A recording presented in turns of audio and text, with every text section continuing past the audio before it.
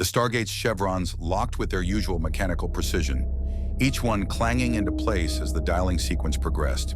In the control room above the gate room, Sergeant Walter Harriman monitored his console with practiced ease. Another routine return from P3X-888, SG-11's geological survey mission running 3 hours ahead of schedule. Nothing unusual. The seventh chevron encoded with a sound that echoed through Stargate Command's concrete halls, and the event horizon exploded outward in its characteristic burst of shimmering blue energy, before settling into the stable vertical pool of liquid light. Walter keyed his radio. Incoming traveler, SG-11's IDC confirmed. In the gate room below, the iris remained open. 4 SF guards stood at attention, weapons lowered but ready. Standard protocol. What emerged from the Stargate was decidedly not standard protocol. The first indication of wrongness was the wormhole itself. The event horizon rippled with colors that shouldn't exist in its quantum structure. Violet threads weaving through the blue, then gold, then something that made the guards' eyes water when they tried to focus on it. Alarms shrieked throughout the facility as sensors detected energy readings that shattered every baseline measurement. "Close the iris!" Major General George Hammond's voice boomed from the control room. "Close it now!" Walter's fingers flew across his console, but the iris controls were unresponsive. On his screen, error messages cascaded in red. Unable to engage. Foreign energy signature detected. Naquadah matrix compromised. From the event horizon, something flowed. It wasn't walking. It wasn't flying. It simply moved with liquid grace that suggested neither solid nor entirely liquid state. Roughly spherical, perhaps 2 feet in diameter, colored a blue so deep it seemed to absorb light rather than reflect it. The entity pulsed with an inner luminescence, and where it touched the ramp leading down from the Stargate, the metal floor showed frost crystals forming and immediately sublimating in rapid succession. The Stargate disengaged behind it with a sound like reality tearing. The entity paused at the base of the ramp. 4 M9 rifles snapped up in unison. "Freeze! Identify yourself!" The lead SF's voice carried admirably steady, despite the impossibility hovering before him. The blue sphere rippled. A pseudopod extended, then another, and the slime's form began to shift. The guard's fingers tightened on triggers as the entity restructured itself, mass flowing upward and outward. In seconds, where the blob had been, a humanoid figure now stood. He appeared to be a young man, perhaps in his late 20s, with silver blue hair that fell past his shoulders and golden eyes that gleamed with an intelligence that made the hardened soldiers instinctively step back. He wore clothing that looked like it belonged in a fantasy novel. A long black coat over a white shirt, tailored trousers, and boots that made no sound on the metal floor. His expression was calm, almost serene, as he raised his hands in the universal gesture of non-aggression. "Please don't shoot," he said in perfect English, though something about his pronunciation suggested he was learning the language even as he spoke it. "I mean no harm. My name is Rimuru Tempest, and I seem to have taken a rather unexpected detour through your gate." In the control room, Hammond was already on the comm. "SG-1 to the gate room, full gear, medical team on standby, and somebody get me an explanation for how something came through that Stargate without a valid IDC." Colonel Jack O'Neill arrived first, P-90 at the ready, followed closely by Major Samantha Carter, Daniel Jackson, and Teal'c. They descended the stairs to the gate room, where the entity, Rimuru, if it could be trusted, stood patiently with hands still raised, while 8 weapons remained trained on his center mass. "So," O'Neill said conversationally, weapon not wavering, "you just dropped by through the Stargate, turned from a blob into a person, and expect us to believe you're lost?" "I understand your skepticism," Rimuru replied, and there was genuine sincerity in his voice. "I was in my world attempting to stabilize a spatial distortion when something pulled me through. Your gate, as you call it, the circular device behind me, seems to have been the exit point. The energy signature is fascinating, actually. It's creating stable wormholes through folded space-time using what appears to be an exotic matter matrix. Quite elegant, though I've never seen technology accomplish dimensional transit quite like this." Carter's eyes widened slightly. She lowered her P-90 a fraction. How do you know that? The Stargate's function is classified beyond top secret. Rimuru's golden eyes fixed on her, and for a moment, Carter had the unsettling sensation of being analyzed by something far more advanced than any Goa'uld scanning technology. I have an ability called Great Sage. It analyzes everything I encounter and provides me with detailed information. Your gate has been providing quite a wealth of data since I arrived. Naquadah-based technology, quantum tunneling principles, connection to a network of similar devices across this galaxy. Should I continue? That's enough. Hammond's voice came through the speaker system. He descended the control room stairs, moving with the deliberate authority of a man who dealt with more than his share of impossible situations. I'm Major General Hammond, commander of this facility. You'll forgive us for being cautious. We've had some bad experiences with unexpected visitors. Understandable, Rimuru said, and his hand slowly lowered. May I suggest a demonstration of good faith? I'll remain here, allow your people to study me as needed, and answer your questions truthfully. In exchange, perhaps you could explain where exactly I've ended up and if there's a way home. Teal'c stepped forward, his staff weapon held in a deceptively casual grip. You claim to have knowledge of the Chapa'ai's function moments after arriving. This suggests either advanced intelligence or deception. The large gentleman raises a valid point, Rimuru acknowledged. I should clarify. I'm not exactly human, despite appearances. In my world, I was reincarnated as a slime, evolved through various circumstances, and gained abilities that let me analyze and adapt to new environments rapidly. The form you see now is one I find convenient for communication, but my true nature is somewhat more fluid. To emphasize his point, his right arm dissolved into blue slime before reforming. Several guards flinched. Daniel Jackson, who'd been silent until now, spoke up with the excited tone of a man encountering a new puzzle. Reincarnated? You're talking about consciousness transfer between bodies? And you're a slime? Like the creature from fantasy role-playing games? Something like that, Rimuru smiled. Though I suspect my reality operates on principles quite different from yours. I haven't sensed any magicules in this dimension, which is concerning for me, but I'm adaptable. Magicules? Carter's scientific curiosity was clearly warring with her military caution. As in magic? That's not possible in your universe, Rimuru finished gently. I'm beginning to realize that, which presents interesting challenges for both of us. You have a visitor who operates on principles your science doesn't recognize, and I'm in a dimension where my usual energy sources don't exist. But I'm a firm believer in communication and cooperation over conflict. Hammond studied the entity, the being before him. In his years running the SGC, he'd dealt with Goa'uld, Asgard, ancient repositories of knowledge, and countless variations of alien life. This Rimuru Tempest didn't fit any category he recognized, but there was something about his demeanor, his willingness to be vulnerable, that suggested genuine peaceful intent. SG-1, escort our guest to an isolation room. Full security protocols. Dr. Fraser, prepare for a medical examination of a potentially non-biological entity. Hammond's eyes never left Rimuru. And Mr. Tempest, I hope for both our sakes that your story checks out. We protect this planet and its people, and we don't take threats lightly. I wouldn't expect anything less, General, Rimuru replied. I too protect my people. Perhaps we have more in common than you think. As the SF guards formed up around him and SG-1 took positions, Rimuru allowed himself to be led deeper into the facility. The Stargate behind them stood silent, its surface dark, but Walter's sensors continued to show residual energy signatures that shouldn't exist.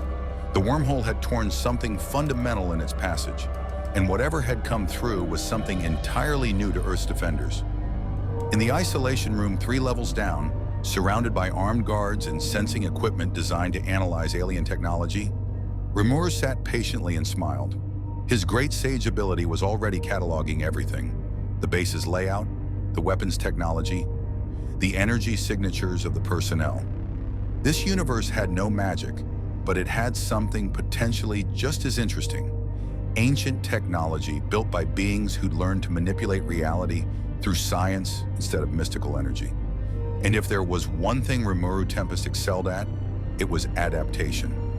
Dr. Janet Fraser had seen many unusual patients in her time at Stargate Command. She treated victims of Goa'uld possession, analyzed Asgard physiology, and once memorably diagnosed Daniel Jackson with the same disease 17 times due to temporal loops. None of that prepared her for examining something that registered as simultaneously organic, inorganic, and somehow neither. The isolation room's medical scanner showed readings that made her double-check the calibration. Rimuru sat on the examination table with patient amusement, still in his humanoid form, while Carter set up additional monitoring equipment and Daniel hovered nearby with a digital recorder. Your cellular structure, if we can call it that, doesn't match anything in our database, Fraser said, studying her tablet. No DNA, no recognizable proteins, no biological markers we'd associate with life as we understand it. Yet you're clearly alive, intelligent, and maintaining a stable form. In my world, I'm composed of what we call magicules, Rimuru explained. Magical particles that form the basis of my existence. Since this dimension appears to lack that fundamental energy, I've been converting and storing what I brought with me. Think of it as running on battery power in a world without electricity. Carter looked up sharply from her quantum field detector. You're self-contained, operating on stored energy from another dimension? Essentially, though I'm already starting to adapt. Your universe has different energy types. I'm detecting what feels like Naquadah radiation from that device you're using, and there's something else, a background energy field I haven't categorized yet. Rimuru's eyes unfocused slightly, his golden irises taking on a faint glow.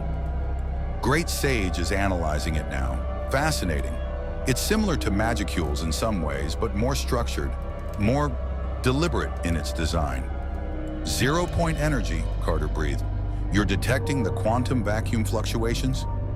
That's theoretically possible, but no one's been able to directly sense. Major. General Hammond's voice crackled through the intercom. We have a situation developing. Please report to the briefing room. Dr. Jackson, you too. Carter glanced at Rimuru uncertainly. The slime-turned humanoid smiled reassuringly. I'll be fine here. I'm genuinely curious about Dr. Fraser's examination anyway. In my world, very few people understood the mechanics of my existence beyond powerful slime monster. Scientific analysis is refreshing. As Carter and Daniel left, Teal'c remained stationed just outside the isolation room's transparent barrier, staff weapon held ready. Through the clear wall, Rimuru could see the Jaffa's unwavering vigilance. There was something about the large man's bearing that reminded him of his own subordinates, warriors who'd sworn absolute loyalty. You're not human either, Rimuru observed conversationally. I can sense something foreign in your abdomen. Symbiotic? No, more like a larval form of something. Teal'c's eyebrow rose fractionally. You possess remarkable perception. I am Jaffa. I carry a Goa'uld symbiote that grants me enhanced strength and longevity. But you're not controlled by it, Rimuru noted. Interesting. A parasitic species that can be beneficial to its host under the right circumstances. The Goa'uld are not beneficial. Teal'c's voice carried cold certainty. They are parasites who claim to be gods, enslaving entire worlds. I carry a symbiote out of biological necessity, but I serve Earth and oppose the system lords with every breath. Rimuru's expression grew thoughtful. Gods who enslave. I've encountered similar beings in my world. False deities who demand worship through fear. His voice took on an edge that made even Teal'c's stance shift slightly. I don't tolerate those who prey on the weak. In the briefing room, Hammond stood before a screen displaying a Goa'uld Hatak vessel. O'Neill, Carter, and Daniel took their seats while other SGC personnel filed in. 30 minutes ago, deep space telemetry detected this vessel entering orbit around P3R-233, one of our regular gate addresses. Hammond gestured to the image. Normally, we wouldn't be concerned about Goa'uld movements in that sector, but our satellites picked up something unusual. They're broadcasting on all frequencies, and the message mentions Earth specifically. He pressed a button. The speakers crackled with a voice that dripped with arrogance and malice, the distinctive echo of a Goa'uld using a human host. Humans of the Tauri, I am Khepri, servant of the great system lord Apophis. We know you harbor a new prize, a being of unprecedented power that arrived through your Chapa eye. Surrender this entity to us, and we shall be merciful. Refuse, and we will take it by force. You have one of your days to comply." The recording ended. O'Neill leaned back in his chair. "Well, that's just great. We have the new guy for 5 hours, and already someone wants to kidnap him. That's got to be a record even for us." "How did they know?" Carter wondered aloud. "We haven't sent any transmissions. And the Stargate malfunction was internal to our facility." "The energy signature," Daniel said suddenly. "Rimuru said the wormhole was displaying unusual colors and energy patterns. If there were any Goa'uld ships monitoring Stargate activity anywhere in the network, they might have detected the anomaly." Hammond nodded grimly. "That's our working theory, which means every Goa'uld in the galaxy now knows something unusual came through our gate. The question is, what do we do about Mr. Tempest?" "We could send him back," O'Neill suggested without much conviction. "Dial up a random address, push him through. Not our problem anymore." "Jack," Daniel protested. "I'm kidding, mostly." O'Neill sighed. "Look, the guy seems okay, but Carter's right. We don't know what he's capable of. What if he's more dangerous than the Goa'uld?" "What if he's more dangerous to the Goa'uld?" Carter countered. "Sir, he analyzed the Stargate's function in seconds, described Naquadah technology he'd never seen before. If he could do that to Goa'uld technology, to their ships and weapons, he could level the playing field," Hammond finished, "or become a weapon every system lord in the galaxy wants to control." He stood, decision made. "We protect him for now. If the Goa'uld want him this badly, we can't let them have him. And maybe, just maybe, we found an asset against them." Dismissed.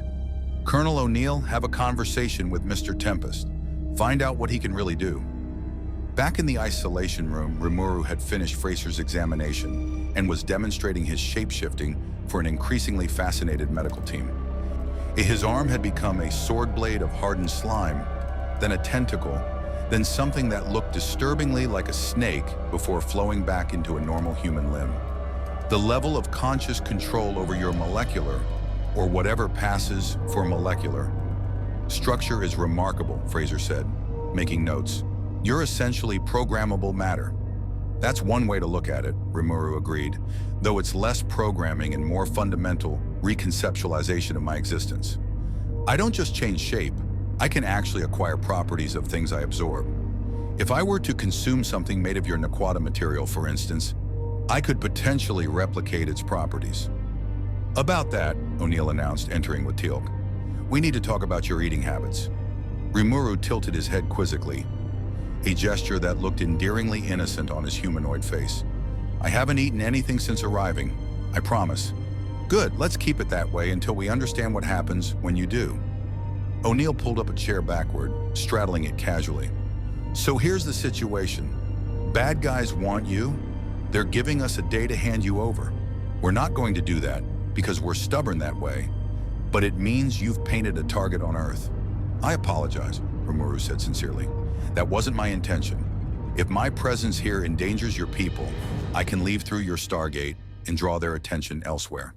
Or," O'Neill said slowly, "you could tell us what you're actually capable of, and maybe we figure out how to send these Goa'uld parasites a message they won't forget."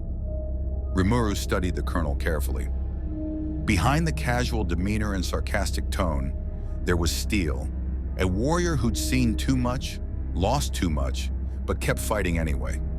Rimuru recognized that kind of determination. It was the same quality that had driven him to build Tempest, to protect those who couldn't protect themselves. "In my world, I was considered quite powerful," Rimuru began carefully. "I could level mountains if I wished, manipulate space and time on small scales, create barriers that could withstand nation-destroying attacks. I commanded armies and negotiated with demon lords and dragon species. But here," he gestured around the room, "here I'm limited by my stored energy reserves and an unfamiliar physical framework. I'm perhaps 1/10 my normal capability, and that percentage drops with every hour I operate in this dimension."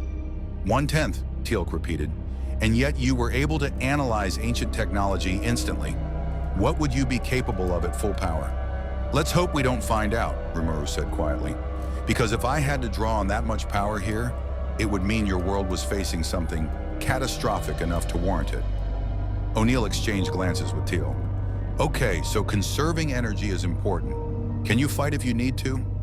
I can defend myself, yes, and others if necessary, but I'd prefer negotiation. In my experience, most conflicts can be resolved through dialogue and mutual understanding. You haven't met the Goa'uld, O'Neill said darkly. Mutual understanding isn't really their thing.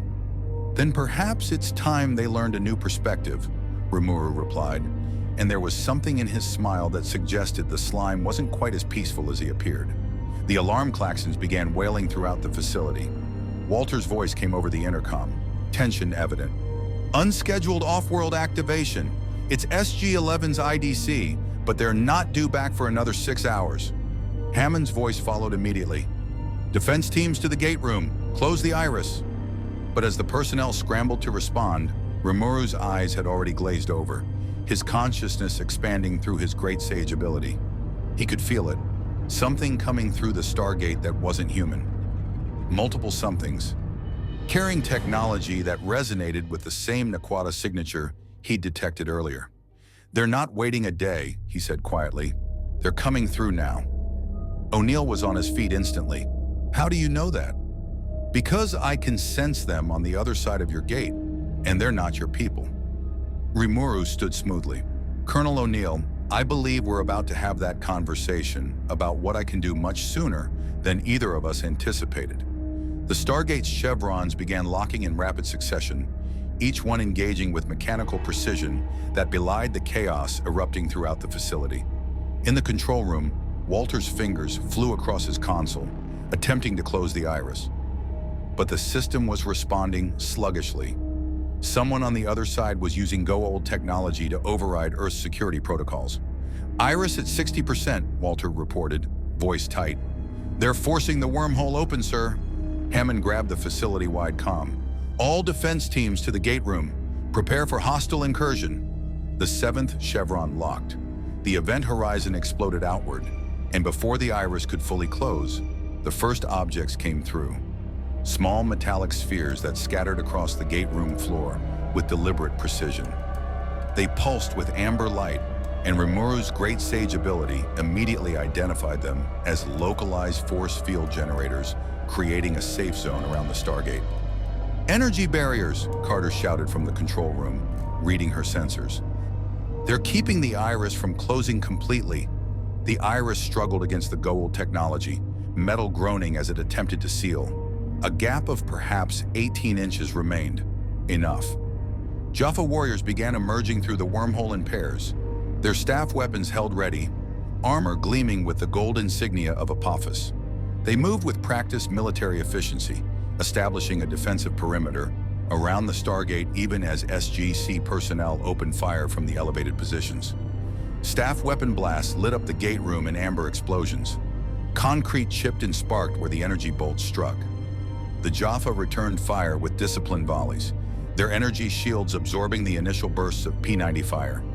More warriors continued pouring through the partially open iris, 10, 15, 20. In the isolation room, Rimuru watched through the observation window as the battle erupted. Teal'c had already moved toward the gate room, his staff weapon charging. O'Neill was shouting into his radio, coordinating the defense. We need to get you to a secure location, Dr. Fraser said urgently, moving toward the door controls. No, Rimuru's voice carried quiet authority. Those warriors are here for me.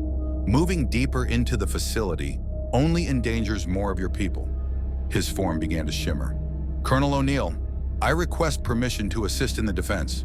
O'Neill spun, P90 raised as another explosion rocked the facility. You said you're at 1/10 power. We don't know what happens if... I don't need to be at full power to handle this. Rimuru's humanoid form dissolved, becoming once again the blue slime that had first emerged from the Stargate. But this time, his mass was expanding, flowing like liquid across the floor with impossible speed. I just need to be efficient. Before O'Neill could protest, Rimuru surged through the observation window, not breaking it, but flowing through the microscopic gaps in the seal like water through a sieve. His consciousness, guided by Great Sage, had mapped every molecule of the barrier and found the path of least resistance. In the gate room, a Jaffa warrior was taking aim at a wounded SF when something blue and liquid wrapped around his legs. He had time for one startled shout before being pulled backward, his staff weapon clattering to the floor. The slime enveloped him completely, and through his great sage ability, Rimuru began analyzing everything about the warrior. The symbiote in his pouch, the staff weapons technology, the Goa'uld communications device, even the memories accessible through the symbiote's connection to its host. It took 3 seconds. The slime released the Jaffa, who collapsed unconscious but alive. Rimuru flowed across the floor like sentient water, impossibly fast, impossible to target. Staff blasts passed through his distributed mass or were absorbed harmlessly into his gelatinous structure. He reached another Jaffa, repeated the process, and moved on. "Hold fire on the blue thing!" O'Neill shouted into the comm. "It's on our side." Carter stared at her sensors in disbelief. "Sir, the entity, Rimuru, he's not just disabling them, he's analyzing them. My readings show massive data transfers every time he makes contact." On the gate room floor, Rimuru had learned everything he needed. The staff weapon technology was relatively simple. Compressed energy weapons powered by liquid Naquadah. The communications device used subspace frequencies. The Jaffa's pouch symbiote was a juvenile Goa'uld, providing immune system enhancement and regeneration. And most importantly, he now understood the technology keeping the iris open. His mass surged toward the spherical devices, flowing over them. Great Sage dissected their function in microseconds. Localized force field generators using Naquadah reactors, each one linked in a network. Disable the network synchronization and they'd fail simultaneously. Inside what passed for Rimuru's mind, Great Sage provided the solution. Notice, electromagnetic pulse at specific frequency will disrupt device network. Generating pulse pattern now. Rimuru's gelatinous form pulsed with energy, converting stored magicules into electromagnetic radiation at precisely the frequency Great Sage had calculated. The spherical devices sparked and died. The iris immediately began closing, severing the wormhole and cutting off the stream of Jaffa reinforcements. One Jaffa warrior who'd been halfway through the wormhole screamed as the iris closed, his body on one side, his legs on the other. The event horizon winked out and the pieces fell separately. The remaining 15 Jaffa in the gate room found themselves surrounded, their numerical advantage gone, and their target now reforming into humanoid shape at the base of the Stargate ramp. Rimuru stood calmly, hands at his sides, golden eyes glowing faintly.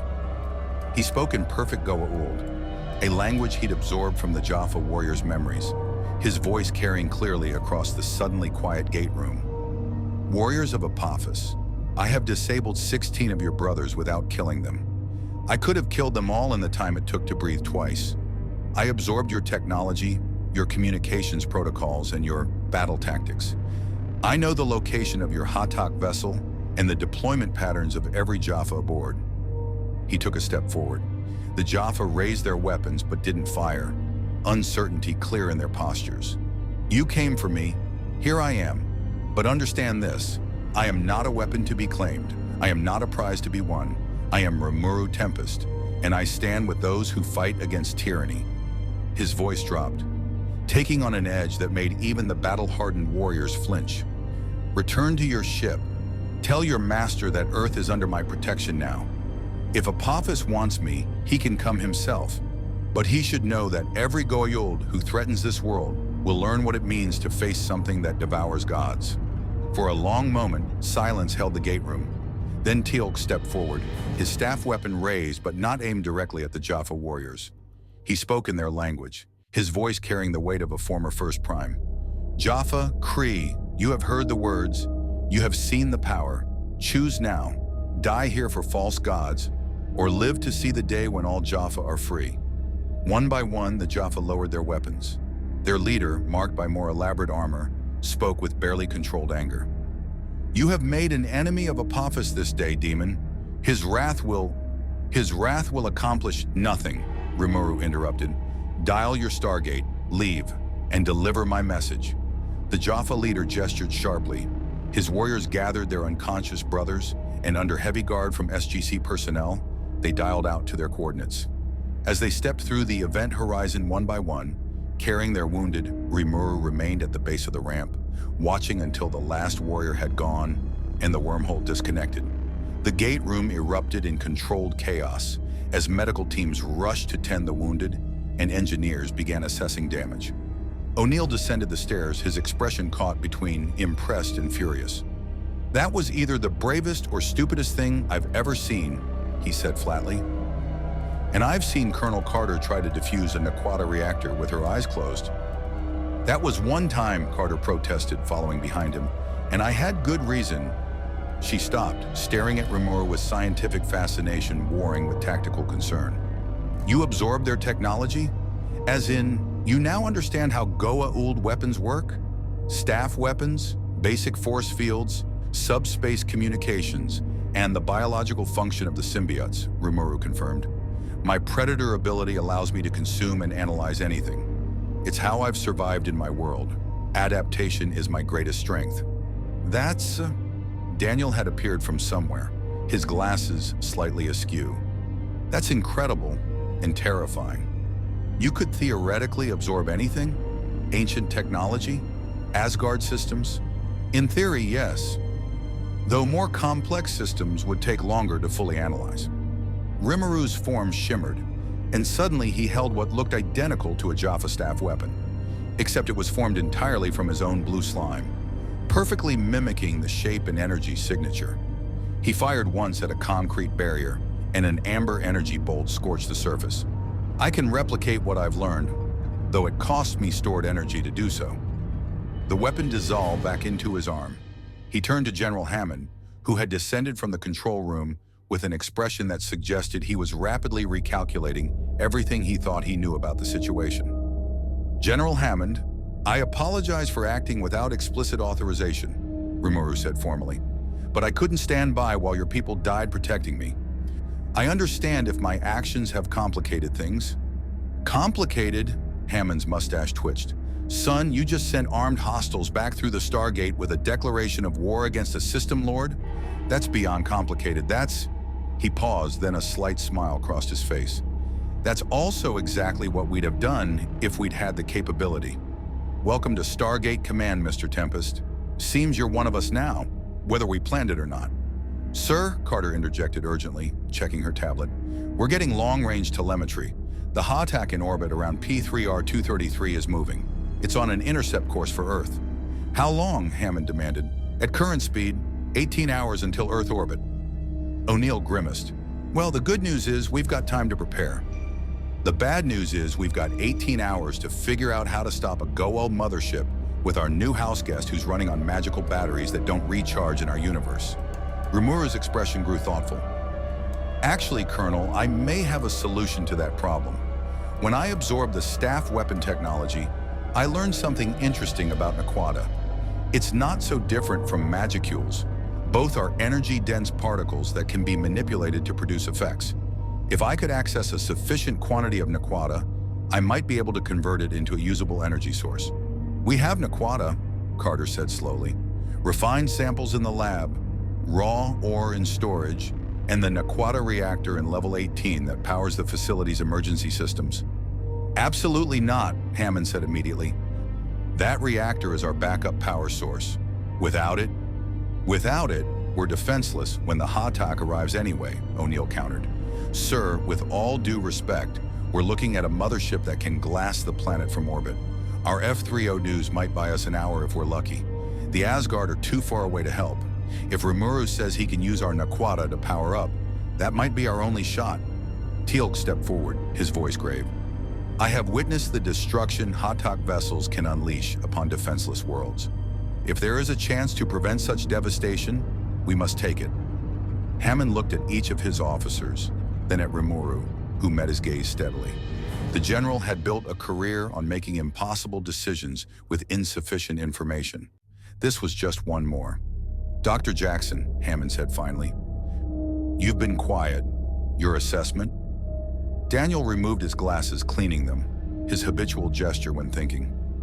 "He saved our people in the gate room when he could have let them die or used the chaos to escape.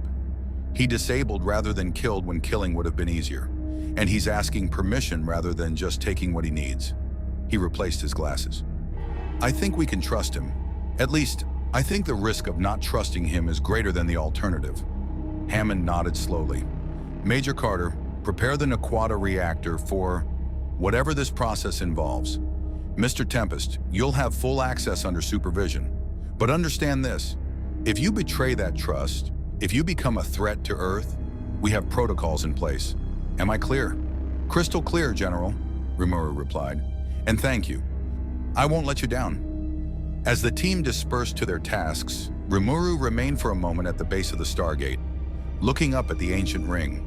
In his mind, Great Sage was already calculating energy conversion rates, analyzing Naquadah's molecular structure, and preparing strategies for the coming battle.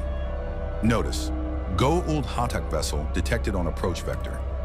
Current analysis suggests vessel carries approximately 1,000 Jaffa warriors, multiple death gliders, and sufficient firepower to destroy major metropolitan areas.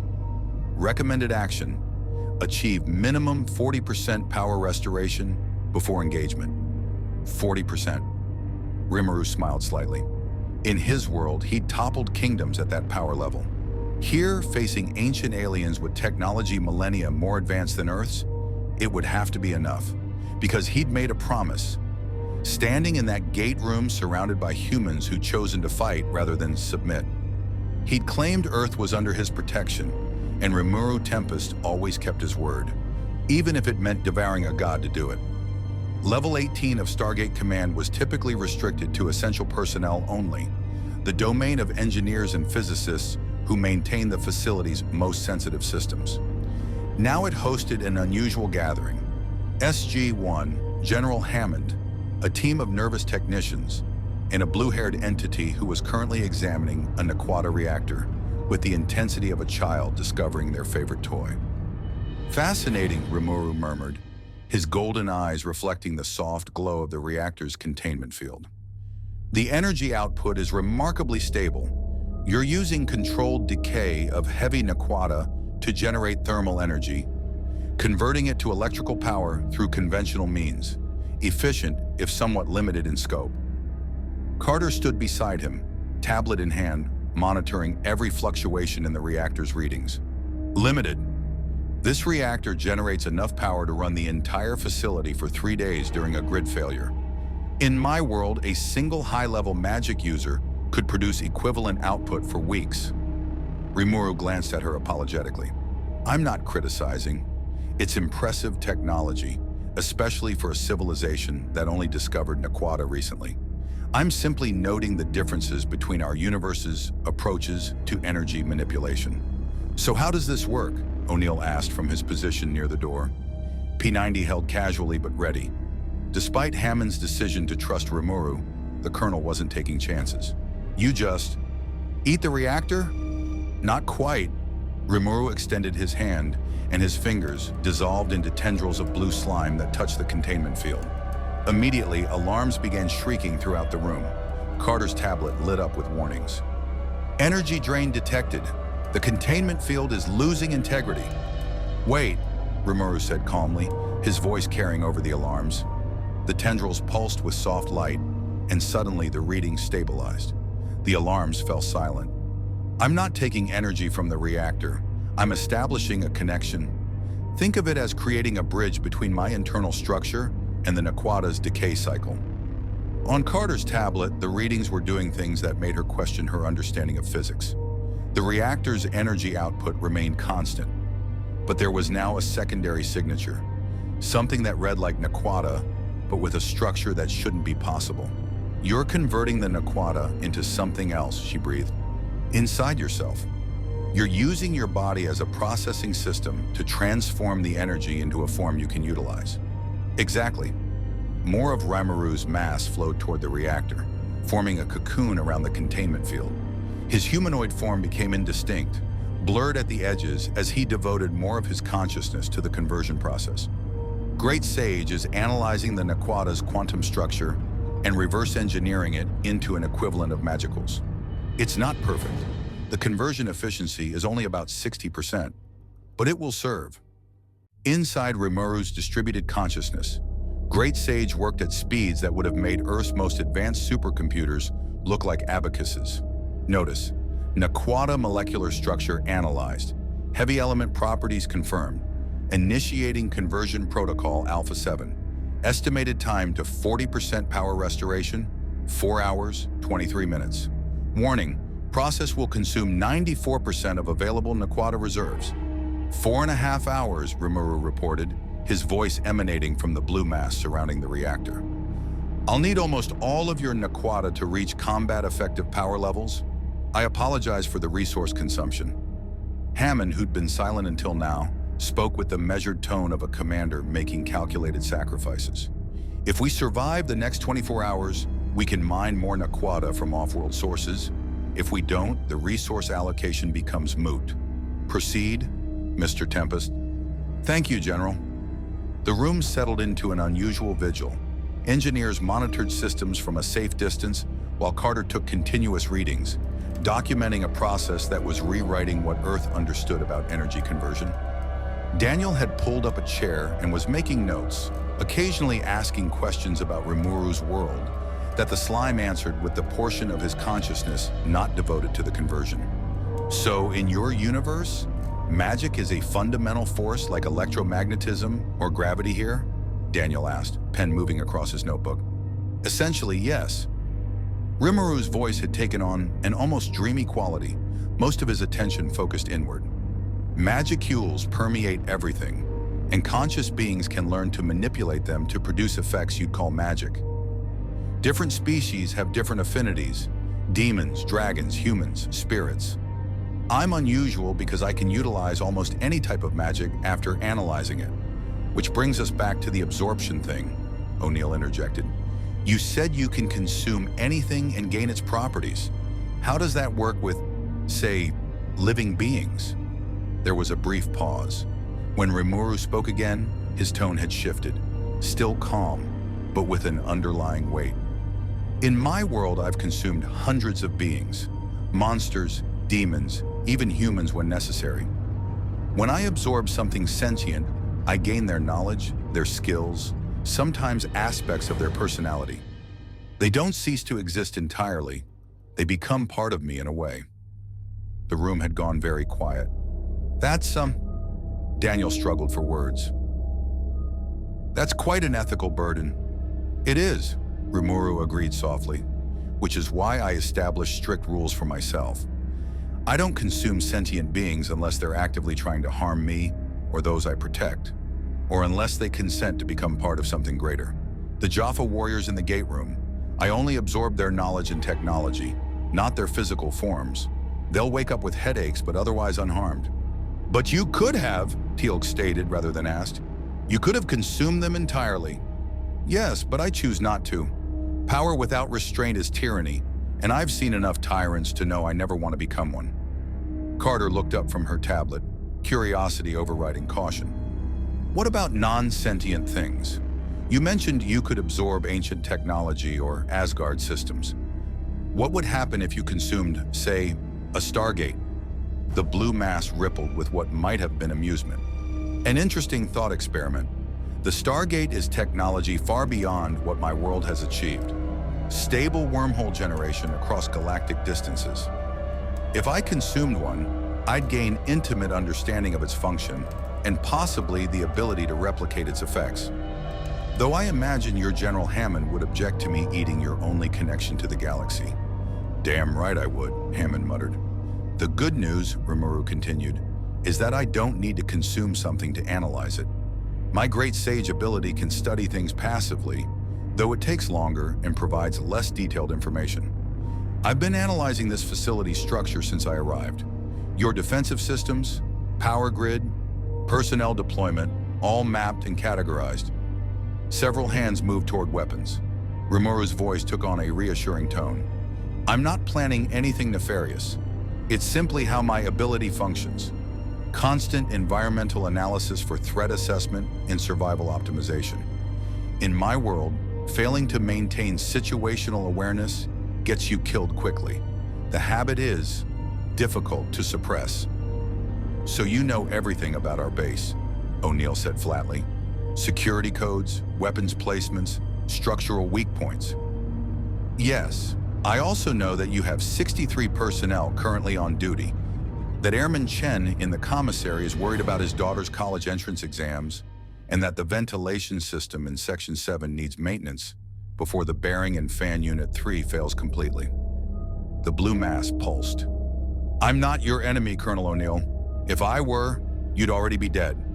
The blunt statement sent tension rippling through the room. O'Neill's finger moved fractionally closer to his trigger. That came out wrong, Rimuru said quickly.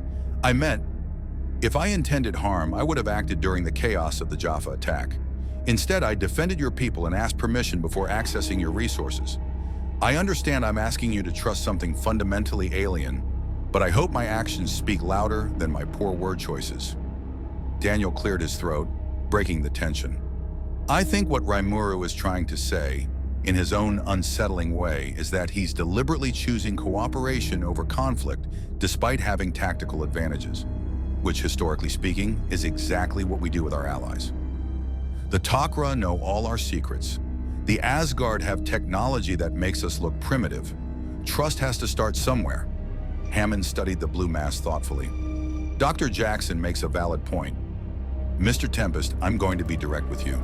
You're powerful, possibly more powerful than anything we've encountered short of the ancients themselves. You could be our greatest asset or our worst nightmare. Which one you become depends entirely on the choices you make in the coming days. I understand, General, and I appreciate your honesty. The blue mass began consolidating slightly, forming a more defined shape. For what it's worth, in my world I built a nation called Tempest, a place where monsters and humans lived together in peace, where the strong protected the weak, and where every citizen had a voice. I didn't do it through conquest or domination. I did it through proving that cooperation benefits everyone. That's a nice story, O'Neill said skeptically, but building a nation from scratch in a magic world is different from integrating into an established civilization with different rules.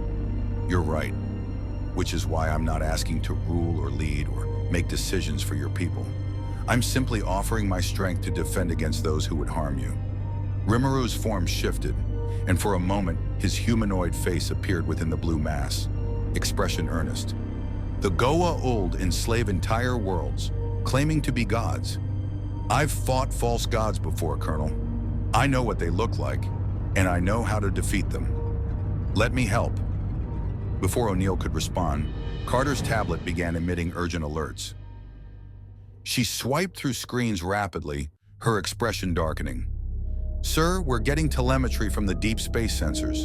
The Teal'c has accelerated. New ETA is 12 hours, not 18. Apophis is impatient, Teal'c observed. He seeks to claim his prize before his rivals learn of it. Or before we have time to prepare, Hammond added grimly. He turned to the blue mass. Mr. Tempest, how long until you're combat ready? At current conversion rates, 4 hours minimum to reach 40% power, another 2 hours beyond that for 50%, which would give me considerably more operational flexibility. We don't have 6 hours. Can you accelerate the process? The blue mass pulsed with light as internal calculations ran. Yes, but it would mean consuming all your Naquadah reserves, refined samples, raw ore, everything. You'd have no backup power, no materials for weapons research, nothing. It would set your program back significantly. General, Carter interjected, without Naquadah reserves, we can't manufacture Naquadah reactors for the Prometheus project or the F-302 squadrons. We'd be dependent on off-world mining operations with no buffer stock. If something happened to cut off those supply lines, then we'd deal with it, Hammond interrupted. Major, what good are future weapons projects if the Goa'uld glass the planet today? He looked at the blue mass. Do it. Take everything you need. Notice, authorization received. Expanding conversion protocol to all available Naquadah sources. Estimated time to 50% power restoration. 2 hours, 47 minutes. Beginning enhanced absorption now. Throughout level 18 in locked storage rooms and laboratory vaults, refined Naquadah samples began to glow. The reaction spread through the facility's storage areas like a wave, each sample of the exotic element resonating in response to Rimuru's call. Security teams reported in confusion as containment fields flickered and Naquadah reserves showed impossible energy signatures. In the reactor room, Rimuru's mass expanded dramatically.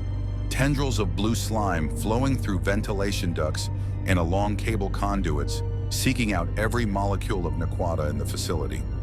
It was like watching a sapient liquid permeate the base's infrastructure, and more than one SF guard reported feeling distinctly unsettled as blue slime flowed past them in pursuit of its target. Carter's readings went haywire as Naquadah from 17 different storage locations began feeding into Rimuru's distributed form. The energy conversion was accelerating, magical equivalent particles forming within his structure at exponential rates. "This is incredible," she breathed, watching her tablet. "The efficiency is increasing as he processes more material. It's like he's learning to optimize the conversion in real time." "That's exactly what's happening." Rimuru's voice echoed from multiple locations simultaneously. His consciousness spread throughout the base.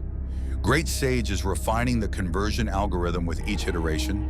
The first samples were 60% efficient. Current samples are processing at 78% and climbing. Daniel looked around nervously at the blue slime coating various surfaces. "Is it just me? Or does anyone else feel like we're inside a really weird digestive system right now?" "Don't think about it," O'Neill advised. "I try not to think about half the things we deal with. It's better for mental health." For 2.5 hours, Stargate Command effectively became Rimuru's temporary body. Personnel navigated around blue slime tendrils. Scientists took readings that would fuel PhD dissertations for years. And General Hammond watched from the control room as something impossible converted Earth's most valuable resource into power that shouldn't exist in this universe. And then, precisely at the 2-hour and 47-minute mark, all the slime throughout the facility began flowing back toward level 18. It moved like a living tide, consolidating, compressing, reforming. In the reactor room, the blue mass that had enveloped the Naquadah containment field pulled away, leaving the reactor completely empty, every atom of Naquadah consumed. The slime formed itself back into Rimuru's humanoid shape, and when his golden eyes opened, they glowed with power that made the air around him shimmer with heat distortion. 50% restoration achieved, he announced, and his voice carried harmonics that hadn't been there before, overtones of vast power barely contained. "Thank you, General Hammond. I won't waste this gift." He held up his hand and blue-white energy crackled between his fingers. Not electricity, not plasma, but something else entirely. The manifestation of magicules, impossible in this universe, sustained by his internal conversion of Naquadah into a form of matter and energy that bridged two realities. "The Ha'tak arrives in 9 hours, Hammond stated. "We have F-302 squadrons preparing for launch and ground-based railguns ready to provide covering fire.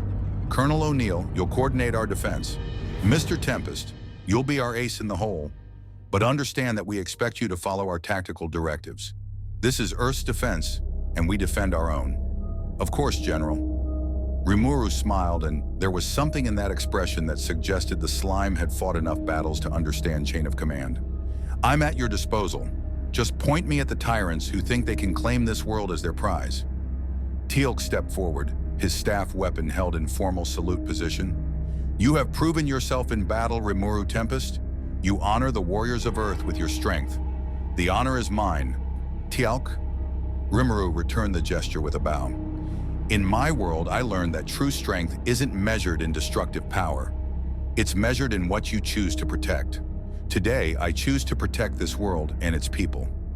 As SG-1 filed out to prepare for the coming battle, Carter lingered for a moment, her scientific curiosity overriding protocol. "Rimuru, when you absorbed the Naquadah, did you gain any understanding of its origins? Where it comes from? Why it has such unusual properties?" His golden eyes met hers, and for a moment, Carter saw something that looked like genuine surprise cross his features. "Actually, yes. And Major Carter, you're going to find this fascinating and deeply concerning. Naquadah isn't naturally occurring. It was created. Engineered by something with technology so advanced it makes the Goa'uld look like children playing with toys." He paused. "The Ancients, I think you call them. They seeded this galaxy with Naquadah millions of years ago, and I don't think it was accident. I think it was preparation." "Preparation for what?" Rimuru's expression grew grave. "That I don't know yet. But whatever it was, It was important enough that they literally altered the fundamental elements of this galaxy. And if beings that powerful felt they needed to prepare for something, he didn't finish the sentence. He didn't need to. Carter left the reactor room with considerably more to think about than she'd expected. Behind her, Rimuru stood alone in the empty chamber, feeling the power flowing through his restructured form. 50% of his normal capacity, enough to level cities in his world, but here, against a Ha'tak mothership with shields that could withstand nuclear weapons? He'd find out soon enough. Notice, 9 hours until engagement. Recommend using remaining time to study Goa'uld technology absorbed from Jaffa warriors. Analysis of Ha'tak tactical capabilities may provide strategic advantage. Good idea, Rimuru murmured to himself. He sat cross-legged on the floor and closed his eyes, letting his consciousness dive deep into the memories and knowledge he'd absorbed. Somewhere in the minds of those Jaffa warriors was information about ship layouts, weapon systems, and tactical protocols. And when that Ha'tak arrived, Apophis would discover that claiming a prize was very different from actually possessing it. Especially when the prize fought back. The briefing room had been converted into a tactical command center, holographic displays courtesy of Asgard-gifted technology showing the approach vector of Apophis's Ha'tak. 9 hours had compressed to 3, and the tension in the room was thick enough to cut with a knife. Current position puts the mothership at the edge of our sensor range, Carter reported, manipulating the three-dimensional display. They're maintaining constant acceleration. Based on their trajectory, they'll achieve Earth orbit in exactly 2 hours and 47 minutes. General Hammond stood at the head of the table, surrounded by his senior officers. Colonel O'Neill, Major Carter, Dr. Jackson, and Teal'c occupied one side. Across from them sat Rimuru in his humanoid form, studying the Ha'tak specifications with an intensity that suggested Great Sage was working overtime. Standard Ha'tak configuration, Teal'c explained, gesturing to the wireframe display. The vessel carries approximately 1,000 Jaffa warriors, 48 death gliders, and sufficient armament to reduce a city to ash in minutes. The shields can withstand multiple direct hits from your most powerful weapons. We've engaged Ha'tak vessels before, O'Neill noted, usually by getting aboard and blowing them up from the inside, or calling in favors from the Asgard. Since Thor is currently dealing with the replicator situation in the Eta galaxy, we're on our own. Our F-302 squadrons can harass them, Hammond said, but realistically, we're looking at delaying tactics at best. The railguns might penetrate their shields if we get lucky, but a sustained bombardment from orbit would overwhelm our defenses in under an hour. Rimuru had been silent throughout the briefing, his golden eyes tracking data across the holographic display.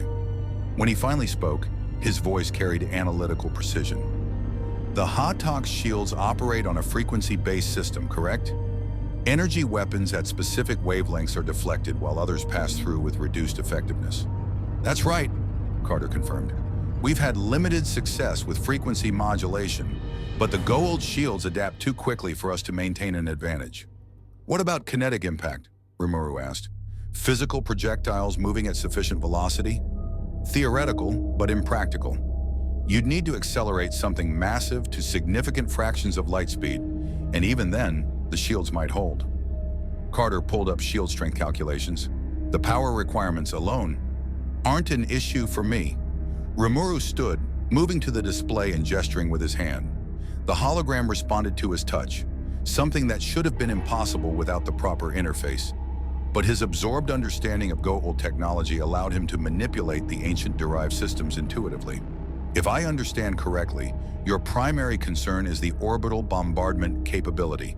The Ha'tak has to lower its shields to fire its main weapons, correct? For approximately 3 seconds during each firing cycle, Teal'c confirmed. A vulnerability, but one that provides insufficient time to exploit with conventional weapons. Rimuru's lips curved into a slight smile. 3 seconds is an eternity when you're operating at the speeds I'm capable of. Here's what I'm thinking. Your F-302s engage the death gliders and provide harassment fire. Draw their attention, make them think you're attempting a conventional defense. Meanwhile, I'll be in low orbit, waiting. Waiting for what? O'Neill asked suspiciously. For them to fire.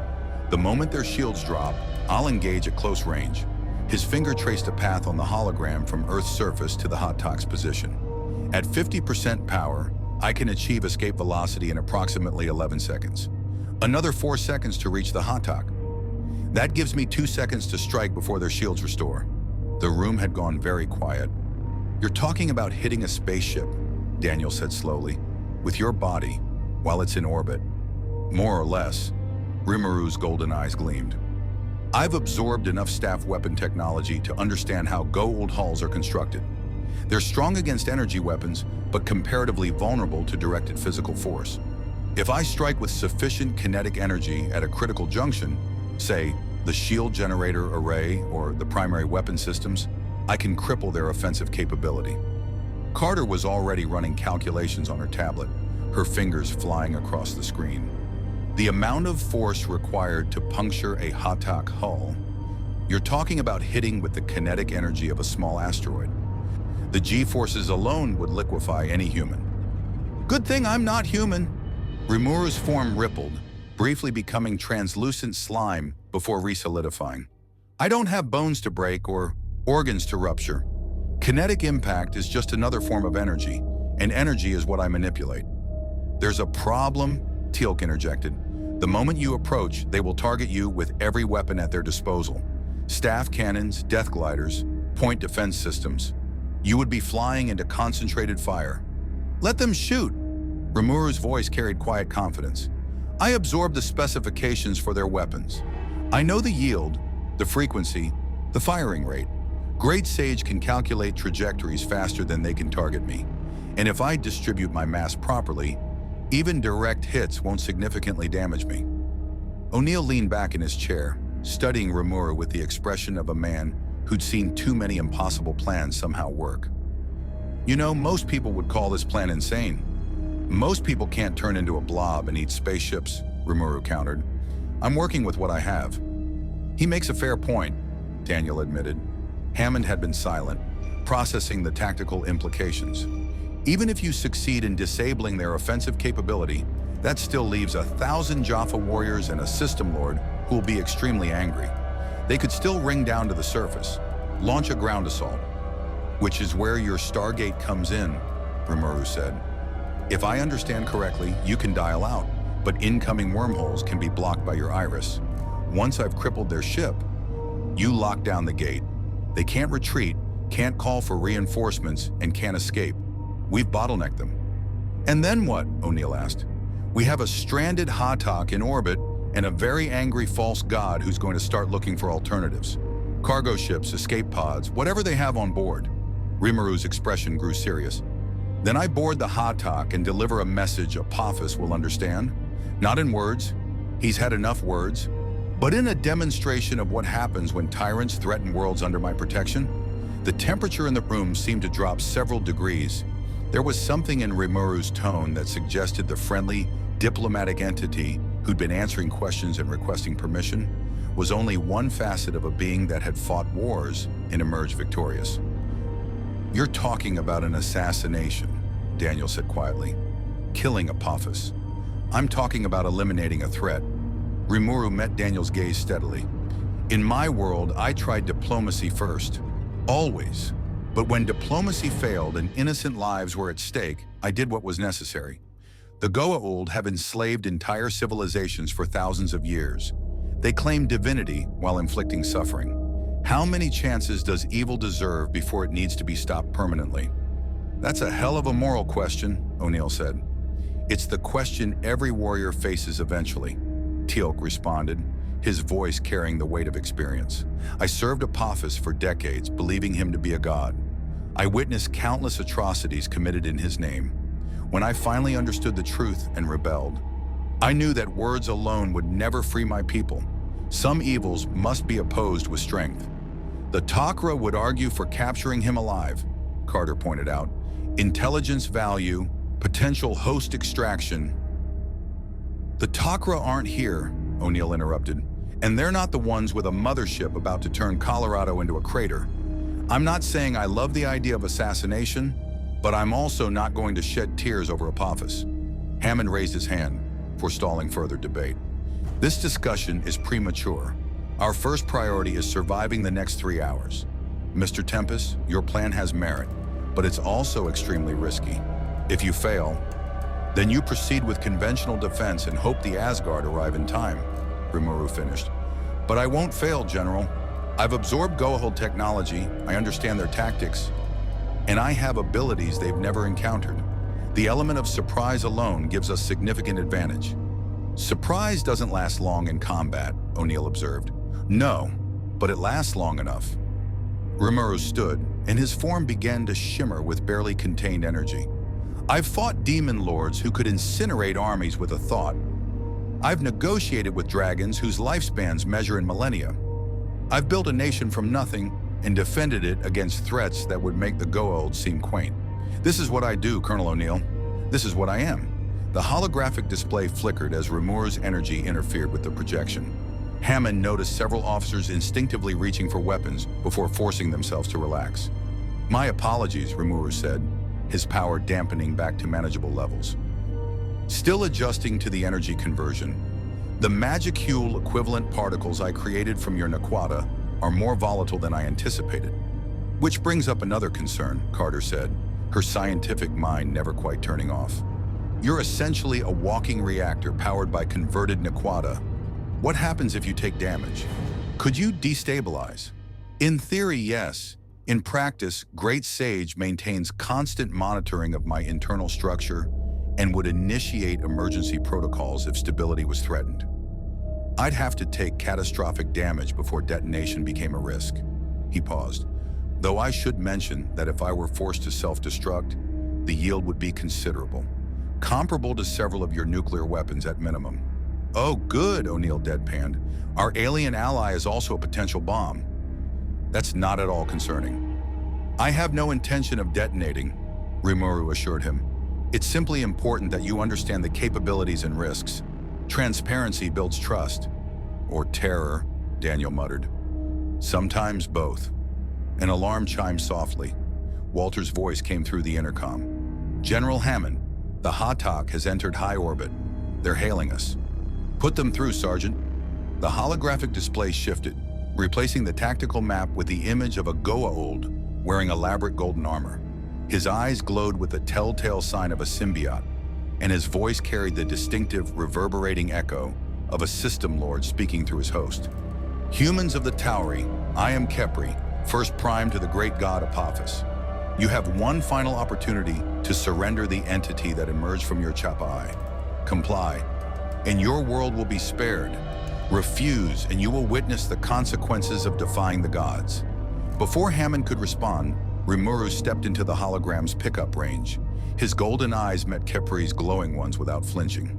Tell your master that Rimuru Tempest sends his regards, along with a promise.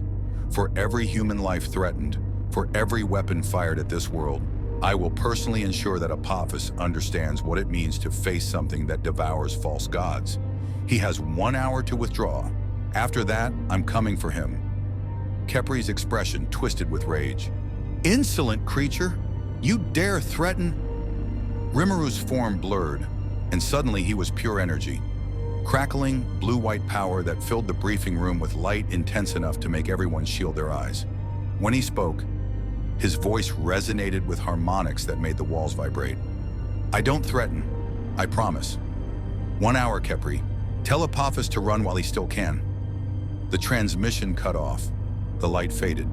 Rimuru stood in his humanoid form once more, looking entirely too calm for someone who just declared war on a system lord. Well, O'Neill said into the silence, guess we're committed now. No takebacks, no diplomatic solutions, just good old-fashioned violence. Anyone want to change their vote? Hammond shook his head slowly. Colonel, coordinate with Major Davis on F-302 deployment. Major Carter, ensure all defense systems are at maximum readiness. Dr. Jackson, work with the Tok'ra liaison if she contacts us. We might need allies before this is over. Teal'c, brief the SF teams on Jaffa assault tactics in case they attempt a ground invasion. And me, sir? Rimuru asked. You, Mr. Tempest, are going to show us what 50% of a god-devouring slime can do. Hammond's expression was grim but determined. Earth's been invaded before. We're still here. And with you on our side, maybe we'll teach these false gods a lesson they won't forget. Assuming any of them survive to remember it, Rimuru said quietly. Then louder, I'll need access to the surface. When they open fire, I'll need a clear launch trajectory. We'll position you at Site Alpha, O'Neill said. Former missile silo converted to a rapid response platform. You'll have line of sight to their orbital position. Perfect. I'll await your signal. As the meeting dispersed and personnel rushed to their stations, Rimuru remained for a moment, looking at the holographic display still showing the Hatak's position. In his mind, Great Sage was running thousands of combat simulations, calculating trajectories, analyzing weaknesses, preparing strategies. Notice, enemy vessel analysis complete. Critical vulnerabilities identified. Shield generator array, port side ventral section, bridge structure, central pyramid apex. Weapons control, distributed systems with central hub at engineering deck. Recommended attack priority, shields first, weapons second, command structure third. Understood, Rimuru murmured. Let's make sure Earth remembers today as the day the gods learned they could bleed. He walked toward the exit, where an SF escort waited to transport him to Site Alpha.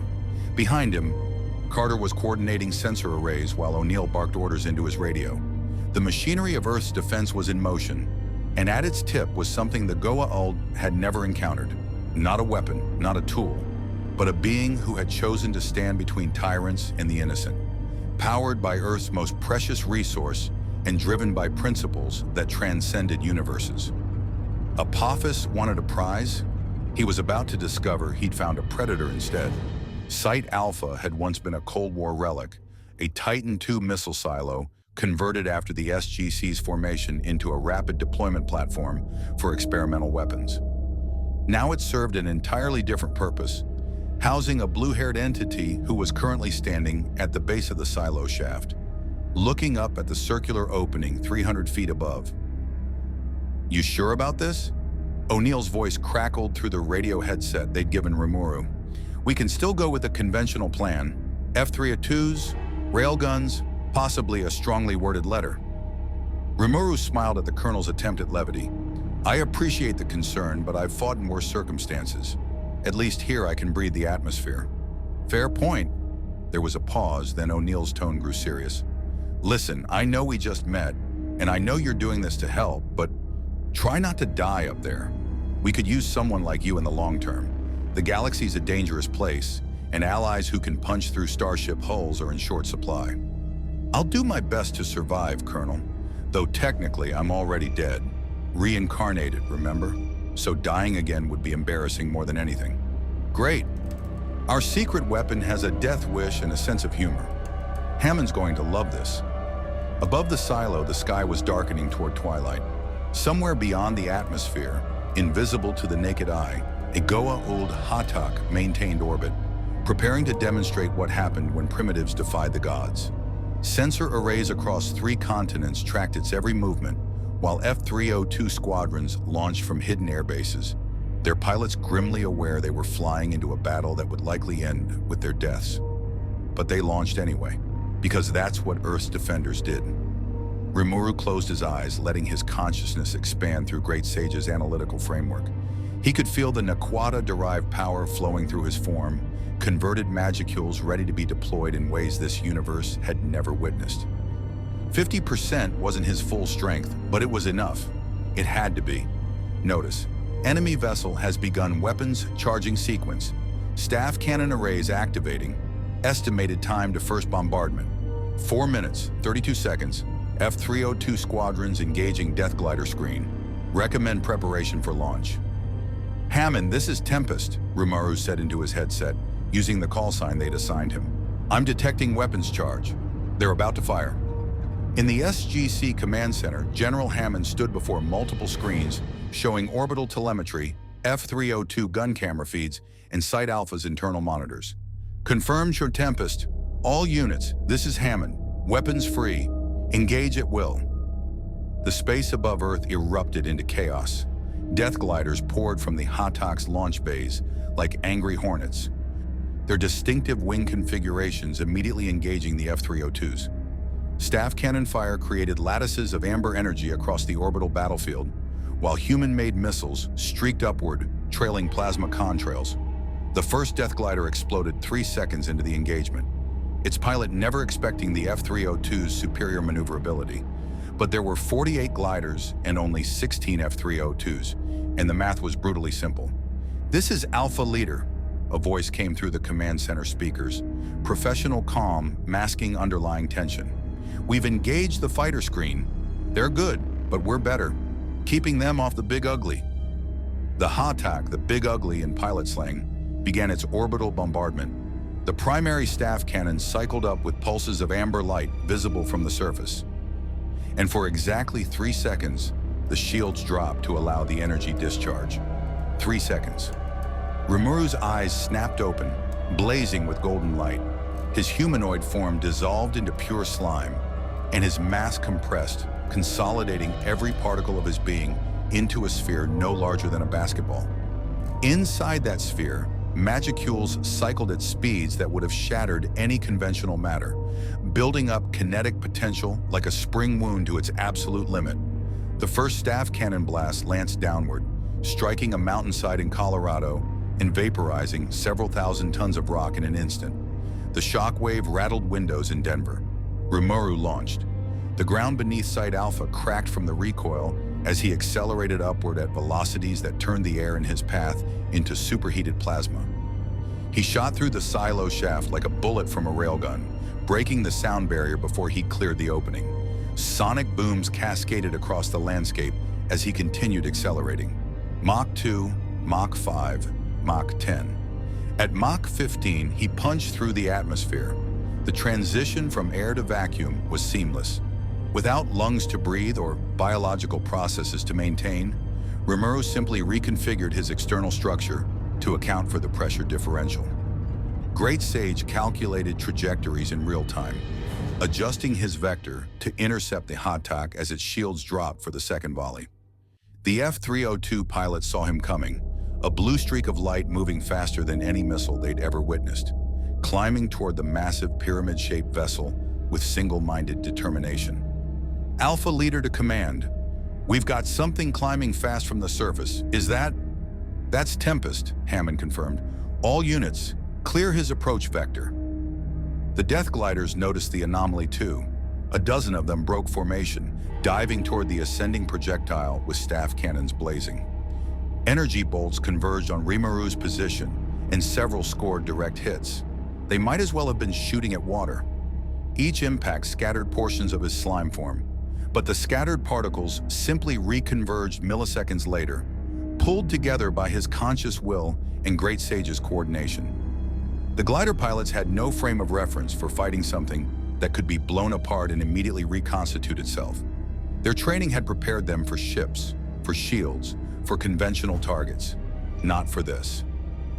Rimuru reached the HATAC just as its shields dropped for the third bombardment cycle. From the bridge, First Prime Kepri watched the tactical display with growing alarm as the blue entity closed to zero distance in under a second.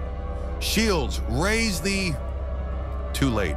Rimuru hit the HATAC's port ventral section with the kinetic energy of a meteor strike. His distributed mass formed a spike at the moment of impact, concentrating all his momentum into a point no larger than a fist. The Goa'uld hull plating, designed to withstand energy weapons and conventional missiles, had no defense against an impact that combined the penetrating force of a shaped charge with the mass of several tons moving at hypersonic velocity. The hull ruptured. Atmosphere vented explosively as Rimuru's slime form poured through the breach like water through a broken dam. Inside the ship, Jaffa warriors scrambled to respond to alarms that screamed of catastrophic hull failure and unauthorized entry. What they found pouring through their corridors was their worst nightmare, a liquid entity that flowed through defensive positions, absorbed staff weapon fire without effect, and moved with predatory intelligence toward critical systems. On the SGC command monitors, Carter watched sensor readings that defied explanation. "Sir, he's inside the HATAC. Multiple internal breaches reported. Their shield generators they're offline." "Confirm that, Major?" "Confirmed. Shields are down, and they're not coming back up." In the HATAC's engineering section, Rimuru had found his first target. The shield generator array was a masterwork of Goa'uld technology, crystalline structures that channeled Naquadah reactor output into protective energy fields. Beautiful, elegant, and completely vulnerable to something that could flow through the smallest gaps. His slime form enveloped the primary generator crystal, and Great Sage began its analysis. Notice, shield generator technology analyzed, Naquadah-based energy channeling system, frequency modulation capabilities detected, incorporating design specifications for future use, estimated absorption time, 47 seconds. Around him, Jaffa rushed into the chamber, staff weapons raised. Their leader shouted commands in Goa'uld, and a dozen energy bolts converged on the blue mass, covering their shield generator. Rimuru's response was almost casual. Tendrils of slime shot out from his main mast with whip-crack speed, wrapping around staff weapons and yanking them from surprised hands. He absorbed the weapons even as he continued consuming the shield generator. His consciousness divided between multiple tasks with the ease of a being whose mind operated at computational speeds. Do not let it reach the generators. The Jaffa leader charged forward with a Zatnik Tel, firing the electrical weapon directly into Rimuru's mass. The electricity coursed through him, and for a moment his form spasmed. But electricity was just another form of energy, and energy was what he manipulated. Great Sage redirected the electrical current, channeling it harmlessly through his distributed structure before grounding it into the Hatak's hull plating. Then Rimuru struck back. A pseudopod formed, hardened to the density of steel, and swept through the Jaffa formation like a battering ram. Warriors flew backward, armor dented, breath knocked from lungs. Rimuru was careful. These Jaffa were slaves to a false god, not willing participants. They deserved the chance to see their god bleed, but not if it meant letting them stop him. The shield generator shattered as Rimuru absorbed the final components. Throughout the Hatak, backup systems attempted to compensate, routing power to secondary generators. But Great Sage had already mapped the ship's entire power distribution network through the absorbed technology, and Rimuru's distributed form was expanding through ventilation ducts and access corridors, seeking out every backup system with predatory efficiency. On the bridge, Khepri watched his tactical displays deteriorate from critical to catastrophic. Shields offline, multiple hull breaches, internal security reporting encounters with an entity that couldn't be killed or contained. And now the weapon systems were showing power fluctuations. "My lord," his second-in-command reported, voice tight with barely controlled fear. "The entity has reached Engineering Deck 7. It's moving toward the weapons control hub." Apophis himself stood from his command throne, his glowing eyes fixed on the displays. The System Lord had survived millennia through cunning, ruthlessness, and an absolute refusal to accept defeat. He activated his personal communicator. "All Jaffa, concentrate fire on Engineering Deck 7. Use grenades, staff cannons, whatever is necessary. Stop that creature." But Rimuru was already there. The weapons control hub was the ship's nervous system, the junction where targeting computers, power conduits, and firing mechanisms all converged. Destroying it wouldn't eliminate the Hatak's ability to fire entirely, but it would reduce the coordinated orbital bombardment to sporadic, uncontrolled shots that Earth's defenses could handle. As Jaffa warriors flooded the corridor outside, Rimuru's slime form compressed around the control hub's core systems. This time, he didn't absorb. He crushed. Crystalline circuits shattered under pressure that could bend steel. Conduits ruptured, venting superheated plasma into sealed chambers. And when the Jaffa finally breached the room, they found only wreckage and a blue entity that had already moved on to the next target. Outside the Hatak, the F-302 pilots noticed the change immediately. The massive ship's weapons batteries fell silent mid-volley, amber energy dissipating as targeting systems failed. Death gliders, suddenly without coordinated support fire, found themselves isolated and outmatched against Earth's superior fighters. "Alpha leader to command, the Big Ugly has stopped shooting. Repeat, weapons are offline. Whatever Tempest is doing in there, it's working." Inside the SGC, cheers erupted from the control room staff. Hammond allowed himself a slight smile. "Well done, Mr. Tempest. Now finish it." But Rimuru had already moved to the final target. The bridge of Ahatak was the pinnacle of Goa'uld engineering, a massive chamber at the apex of the central pyramid, decorated with gold and crystalline technology that served both functional and aesthetic purposes. Here, the System Lord ruled his domain, surrounded by Jaffa honor guards and the trappings of false divinity. Apophis stood before his throne, waiting. He'd sent his guards to reinforce the corridors, keeping only his first prime and personal Horus guards in the command center. If this creature wanted him, it would have to come through warriors who died and been resurrected multiple times for their god's service. The ventilation grate above exploded outward.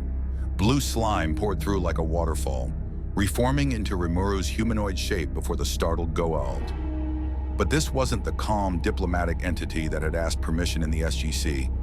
This was something else. Golden eyes blazing with power, his form crackling with energy that made the air ionize, and an expression of cold determination that spoke of battles fought and won across worlds. "Apophis," Rimuru said quietly, and his voice resonated with harmonics that made the false god step backward despite himself. "False god, slaver, tyrant, I gave you a chance to withdraw. You chose violence. Now you learn the consequence." Apophis's eyes glowed brighter, his host's voice carrying the full arrogance of millennia. "You dare speak to a god in such manner? I am Apophis. I have conquered thousands of worlds. You are nothing but an aberration that will be crushed and forgotten." "You're a parasite," Rimuru corrected, "wearing a stolen body and claiming divinity you never earned. I've met real gods, Apophis. I've fought them, negotiated with them, even befriended some. You're not a god. You're barely a threat." The Horus guards fired as one, their staff weapons discharging simultaneously. Rimuru didn't dodge. He simply stood there as energy bolts passed through his form, his body automatically shifting to avoid critical mass disruption. Then he moved. His speed was impossible in the confined space. He was behind the first guard before the Jaffa could turn, pseudopods wrapping around the warrior's staff weapon and absorbing it instantly. The guard swung his fist and Rimuru caught it, his slime form compressing around the armored hand like a vice. "Sleep," Rimuru commanded, and something in his voice, a harmonic frequency that Great Sage had calculated would disrupt the symbiote's connection to its host, caused the Jaffa to slump unconscious. The remaining guards lasted less than 10 seconds. Khepri fought with the skill of a first prime, his staff work precise and deadly. But Rimuru had absorbed the combat memories of dozens of Jaffa. He knew every technique, every counter, every weakness. When Khepri finally fell, unconscious but alive, only Apophis remained. The System Lord backed toward his control console, fingers moving toward the self-destruct activation. If he couldn't have his prize, he'd deny it to his enemies. Rimuru was faster. Slime tendrils shot across the bridge, wrapping around Apophis's arms and lifting the false god off the deck. The System Lord struggled, his enhanced strength useless against something that could redistribute force through its entire mass. "You can't kill me," Apophis hissed, his confidence returning. "I have clone bodies, sarcophagi, resurrection technology across the galaxy. Kill this host, and I will return." "I know," Rimuru said calmly. His form began to glow. Blue-white energy building to intensity that made the bridge's golden surfaces shine like small suns. "Which is why I'm not just killing you, I'm erasing you." His slime form flowed up Apophis's body, covering the false god completely. And then Rimuru did something he'd done only once before in his original world, when facing an enemy that threatened everything he'd built. He activated Predator at maximum efficiency, not to absorb knowledge, not to analyze technology, but to consume completely body, symbiote, memories, and the very essence that made Apophis who he was. The System Lord screamed as he felt himself being pulled apart at the molecular level, his consciousness fragmenting as Rimuru's ability dissected every aspect of his existence. It took 12 seconds. When it was over, Rimuru stood alone on the bridge, his form pulsing with absorbed power. Inside his consciousness, Great Sage was cataloging everything: Apophis's millennia of knowledge, the locations of his clones, his strategic understanding, his genetic codes, and most importantly, the quantum signature that linked all his clones across the galaxy. Notice, entity Apophis fully absorbed.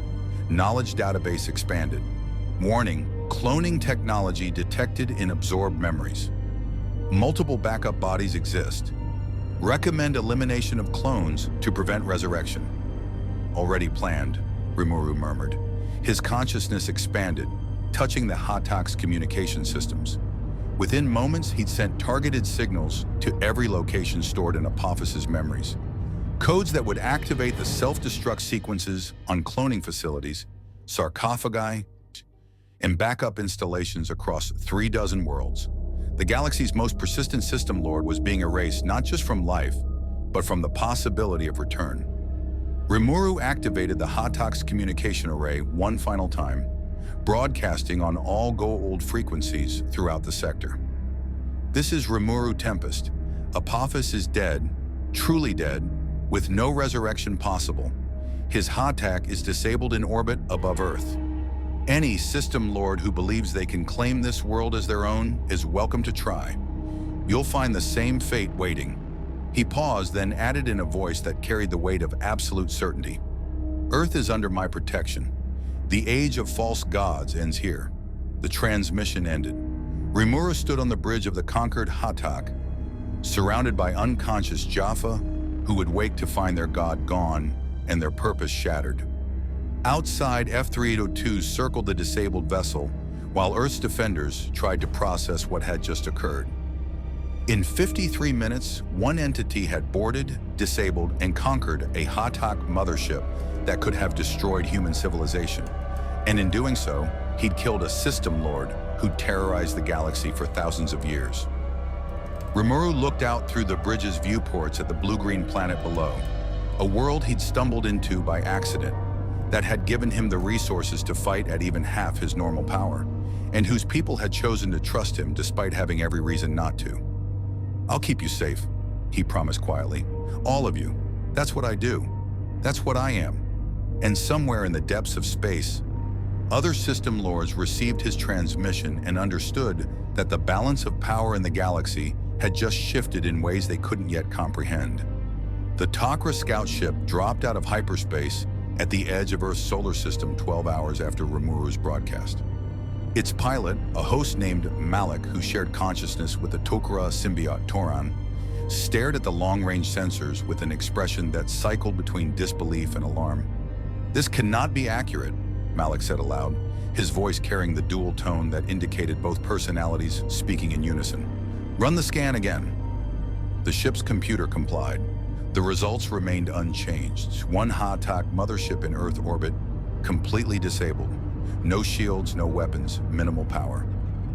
Life signs indicated approximately 900 Jaffa still aboard, alive but not in combat status. And at the ship's bridge, a single energy signature that didn't match any known biological profile in the Tok'ra database. In the SGC briefing room, exhaustion permeated the air like a physical presence. O'Neill slumped in his chair, nursing coffee that had gone cold an hour ago. Carter had sensor readings spread across 3 tablets, cross-referencing data that still made no sense. Daniel was transcribing Rimuru's broadcast into 17 languages for distribution to their off-world allies. Teal'c stood at parade rest, having barely moved in the 6 hours since the battle ended. General Hammond entered with Rimuru walking beside him, the slime entity looking frustratingly fresh, despite having just conquered a warship single-handedly. "Status report," Hammond said, taking his seat. "The Hatak remains in stable orbit," Carter began, stifling a yawn. "Rimuru disabled the propulsion systems before returning to the surface, so it's not going anywhere. We've established a perimeter with F-32s, but frankly, we're not sure what to do with it." "What about the Jaffa on board?" Daniel asked. "Secured in their quarters," Rimuru reported. "I didn't harm them beyond rendering them unconscious. When they wake, they'll find their god is dead and their ship is a prison. The psychological impact should be significant." "That's putting it mildly," O'Neill muttered. "You didn't just kill Apophis. You erased him. His clones, his technology, everything. That's going to send shockwaves through the entire Goa'uld Empire." "Good, Rashun," Rimuru said simply. "Fear is a tool. If the system lords believe attacking Earth means permanent death, no sarcophagi, no resurrection, no second chances, they'll think twice before trying. Or they'll send everything they have to eliminate the threat you represent, Teal'c countered. The Goa'uld do not respond well to demonstrations of superior power. They will seek to either control you or destroy you. Before Rimuru could respond, Walter's voice came through the intercom. General Hammond, we have an incoming Tok'ra scout ship requesting permission to land. They say it's urgent. Hammond exchanged glances with O'Neill. Tok'ra? We didn't call them. They probably detected our fight, Carter suggested. A Ha'tak engaging Earth would have registered on their long-range sensors. Or they picked up my broadcast, Rimuru added. I used all Goa'uld communication frequencies. The Tok'ra would have heard every word. Wonderful, O'Neill said. So now our snake allies show up wanting explanations. Should I prepare my "I can't talk about classified operations" speech? Grant them landing clearance, Hammond decided. But the briefing happens here, on our terms. They can ask questions, but we control what information leaves this room. 20 minutes later, Malik entered the briefing room accompanied by 2 other Tok'ra operatives. Their eyes, all of them, immediately locked onto Rimuru with an intensity that suggested they were running internal scans and risk assessments simultaneously. General Hammond, Malik said formally, though his gaze never left Rimuru. The Tok'ra High Council sends greetings. We received a rather extraordinary transmission claiming that Apophis has been permanently eliminated. We came to verify and, if necessary, offer assistance. The transmission was accurate, Hammond confirmed. Apophis is dead. His Ha'tak is disabled in orbit, and his cloning facilities have been destroyed across multiple worlds. By him. It wasn't a question. Malik gestured to Rimuru. By this entity that registers as neither human, Goa'uld, nor any known species in our database. An entity that, according to our sensors, contains energy signatures similar to Naquadah, but fundamentally different in structure. Rimuru inclined his head politely. Rimuru Tempest, pleased to meet you. And yes, I killed Apophis. He threatened Earth. I responded. You responded by single-handedly boarding a Ha'tak, disabling its defenses, and consuming a system lord. Malik's tone was carefully neutral, but tension radiated from his posture. The Tok'ra have spent centuries trying to eliminate Apophis through careful planning and strategic operations. You accomplished it in under an hour. I had advantages you lack, Rimuru said. Abilities that let me adapt to Goa'uld technology quickly and operate in ways they couldn't predict. It wasn't skill alone. It was surprise and powers they had no defense against. One of the other Tok'ra operatives, a woman named Aldwin, spoke up. Our sensors indicate you're currently operating at diminished capacity compared to the readings we detected during the engagement. You're even more powerful than what we witnessed? I'm at approximately 50% of my normal capabilities, Rimuru confirmed. This universe lacks the energy sources I typically draw from, so I converted Earth's Naquadah reserves into a usable substitute. It's temporary, but sufficient. The briefing room fell silent as the implications sank in. The Tok'ra exchanged glances that carried entire conversations through their shared symbiote connections. You consumed Earth's Naquadah supply, Malik said slowly, and that represents only half your power. At full capacity, what would you be capable of? Rimuru considered the question carefully. In my world, I led a nation and defended it against threats ranging from demon lords to ancient dragons. I've destroyed armies, reshaped terrain on massive scales, and manipulated space-time on limited levels.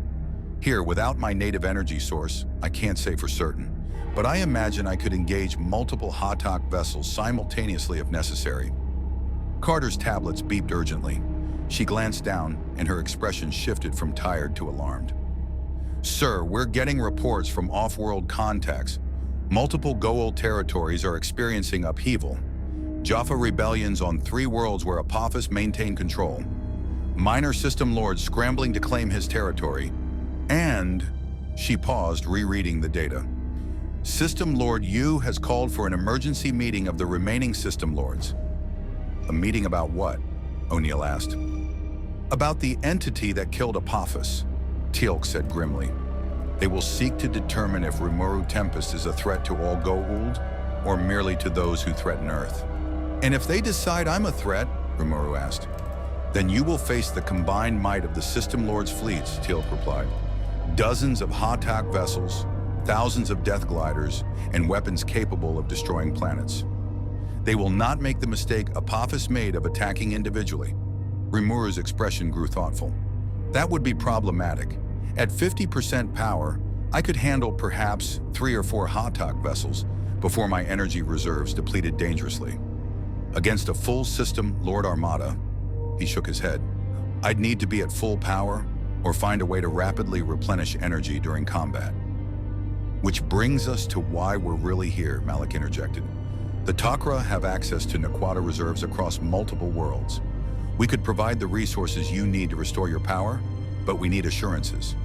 Assurances of what? Hammond asked, his tone cooling. That this entity won't become what it claims to oppose, Aldwin said bluntly. A being with godlike power who imposes his will on the galaxy.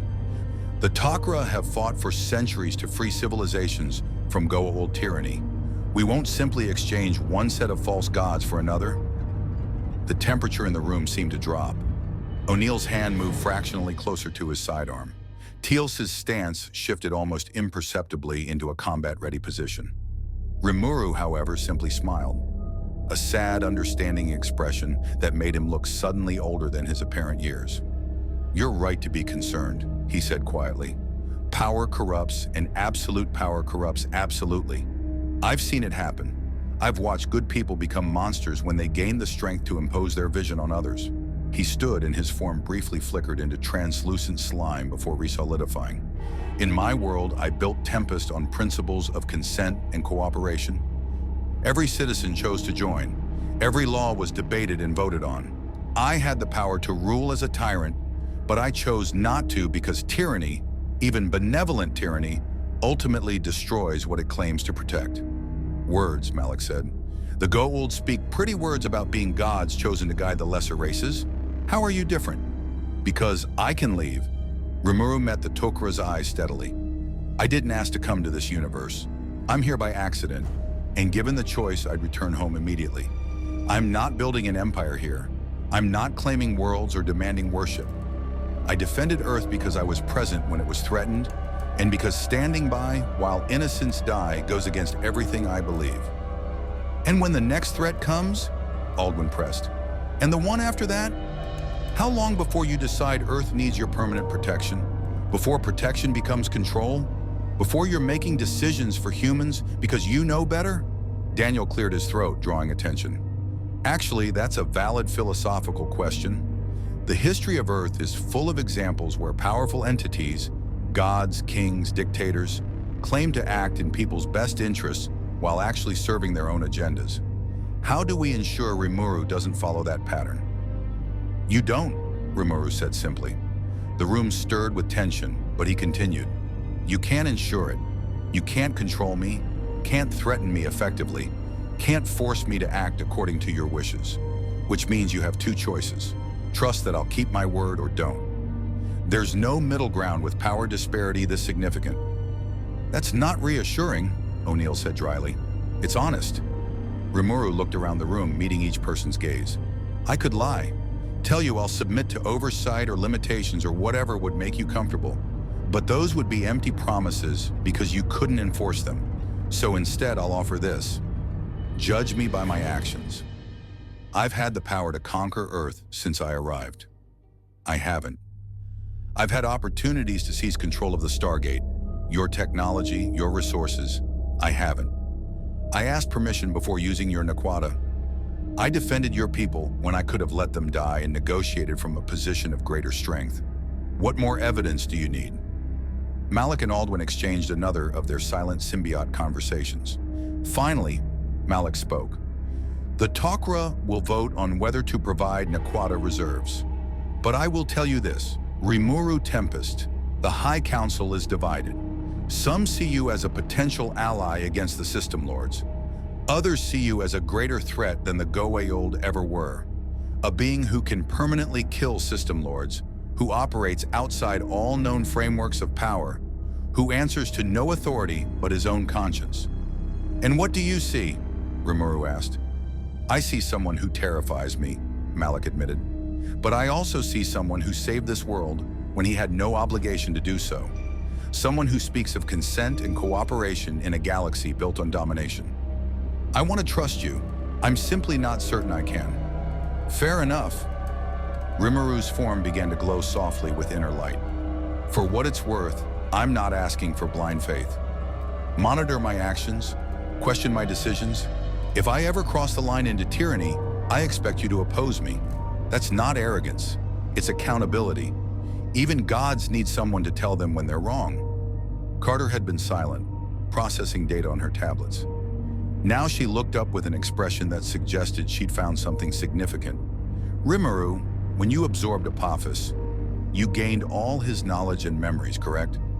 Correct, including strategic intelligence, fleet deployments, technology specifications, and political dynamics among the system lords. Which means you now possess information the Tok'ra have spent centuries trying to gather, Carter continued. Intelligence that could cripple the Goa'uld Empire if properly utilized. Are you willing to share that information? The question hung in the air. Everyone recognized it for what it was, a test. Would Rimuru hoard power and knowledge, or would he prove his claimed commitment to cooperation? Rimuru didn't hesitate. Yes, I'll provide full intelligence debriefs to both Earth and the Tok'ra.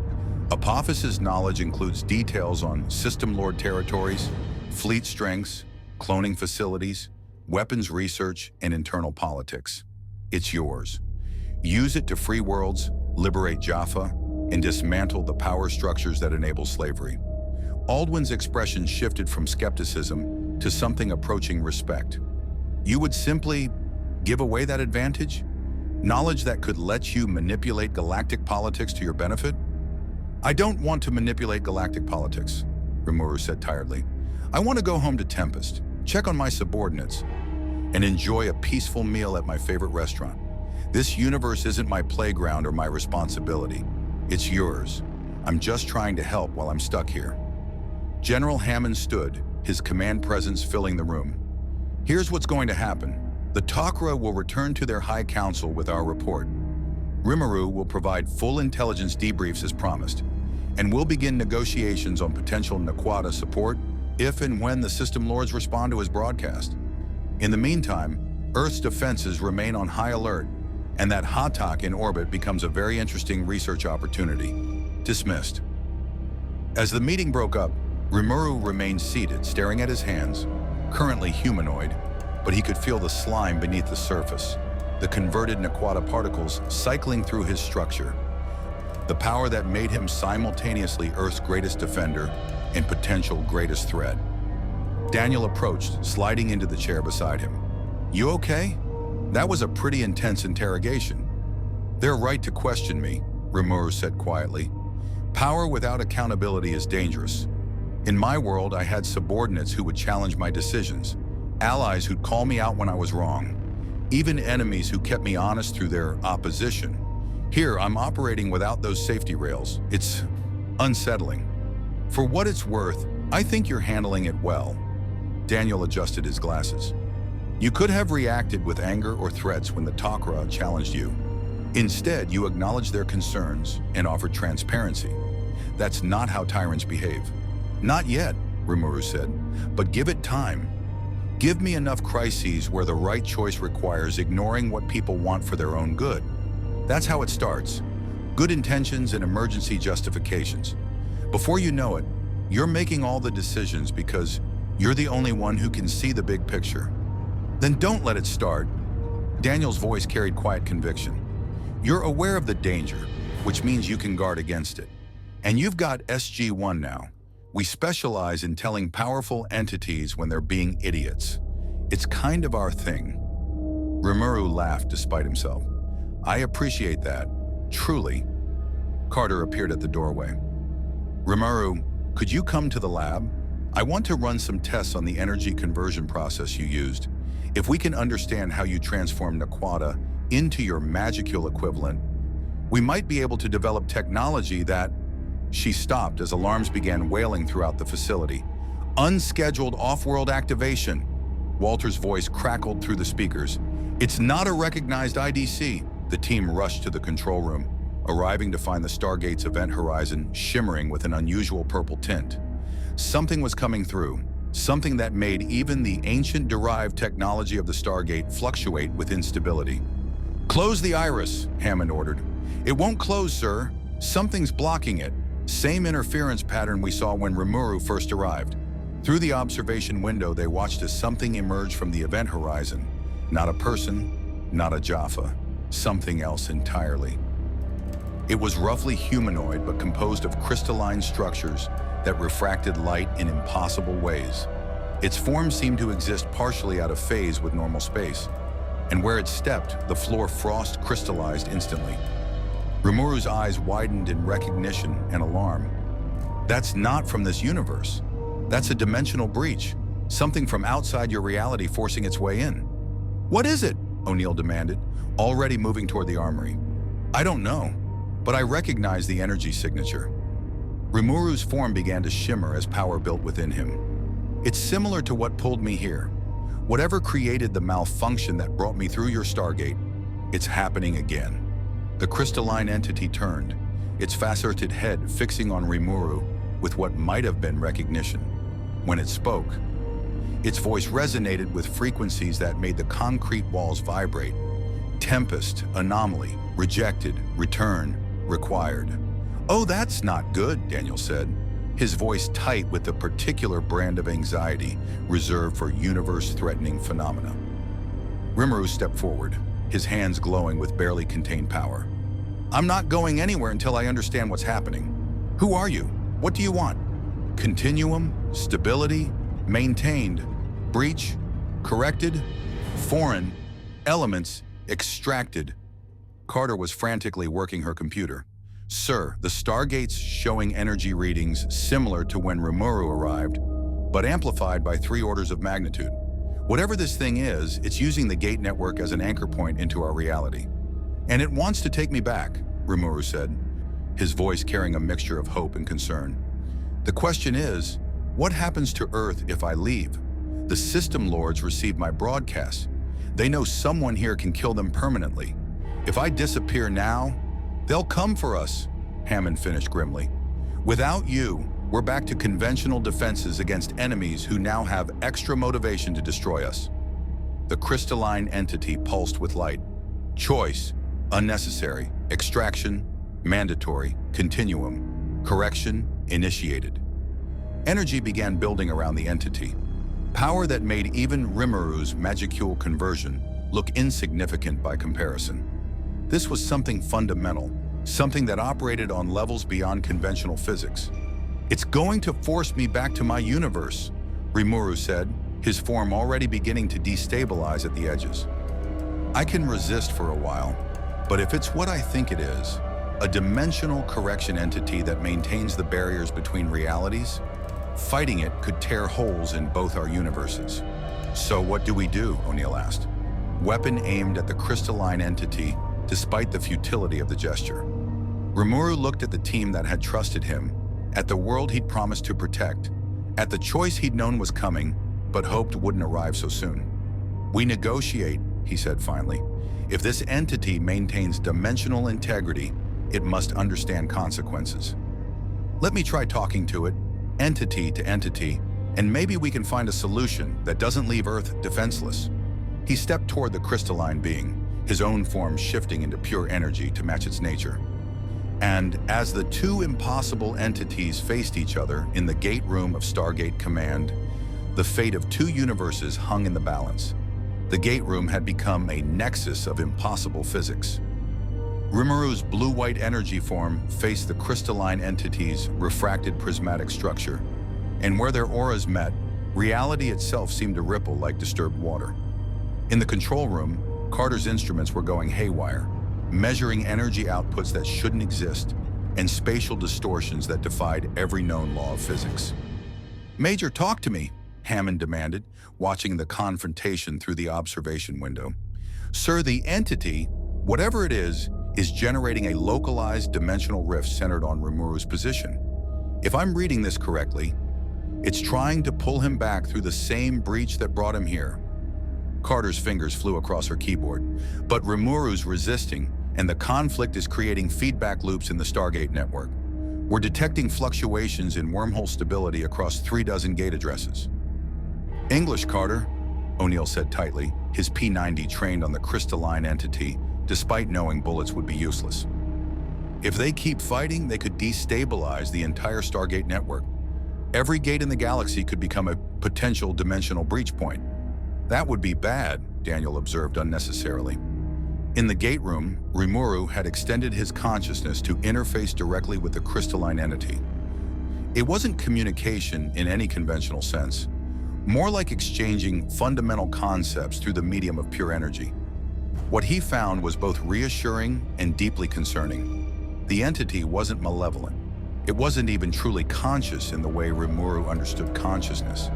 It was more like a cosmic immune system, an autonomous function that detected and corrected dimensional anomalies. And Rimuru was anomaly number one, a being composed of magicules in a universe where magicules shouldn't exist, powered by converted Naquadah that mimicked but wasn't quite the same as his native energy.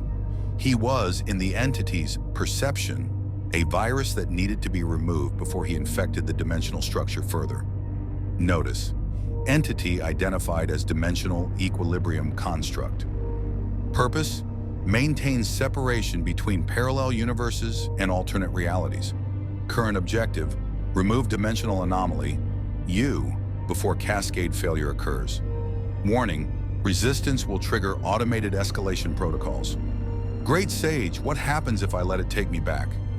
Answer, successful extraction would return you to your native universe. However, temporal displacement uncertain. You may arrive seconds, days, or years after your initial departure. Additionally, the conversion process used to sustain yourself here may be incompatible with your native universe's physics. Risk of energy system failure, 67%. And if I keep resisting? Answer, entity will escalate corrective measures. Probability of catastrophic dimensional rupture increases exponentially with continued conflict. Estimated time until point of no return, 4 minutes, 23 seconds. 4 minutes to decide the fate of 2 universes. Rimuru would have laughed at the absurdity if the situation weren't so dire. He pulled his consciousness back into humanoid form, addressing the crystalline entity aloud for the benefit of the watching humans. I understand your function. You maintain dimensional boundaries, prevent crossover contamination, ensure that universes remain separate. I respect that. But removing me right now will have consequences in this universe that violate your own protocols. The entity pulsed with light. Consequences, irrelevant, dimensional, integrity, paramount. Irrelevant? Rimuru's voice took on an edge. My presence here altered local power structures. I killed a system lord and broadcast my protection over this world. Removing me now creates a power vacuum that will destabilize this sector of the galaxy, potentially affecting billions of lives. That's not maintaining equilibrium. That's causing chaos. Acceptable. Parameters, local, disruption, preferable, 2, dimensional, cascade. Carter was frantically translating the conversation for Hammond. Sir, I think it's saying that whatever damage Rimuru's removal causes is acceptable compared to the risk of him staying. It's a trolley problem on a cosmic scale. Rimuru's mind raced through options with Great Sage's assistance. Fight? Impossible without risking both universes. Flee? The entity would track him anywhere in this reality. Comply? Leave Earth defenseless against Goa'uld retaliation. Unless... I have a proposal, Rimuru said suddenly. You want to remove me because I'm a dimensional contaminant powered by energy that doesn't belong in this universe. What if I gave up that power? What if I purged all the converted Naquadah from my system, returned to a dormant state that doesn't disrupt dimensional barriers? The crystalline entity paused, its prismatic structure rotating as it processed the concept. Insufficient. Structural contamination remains.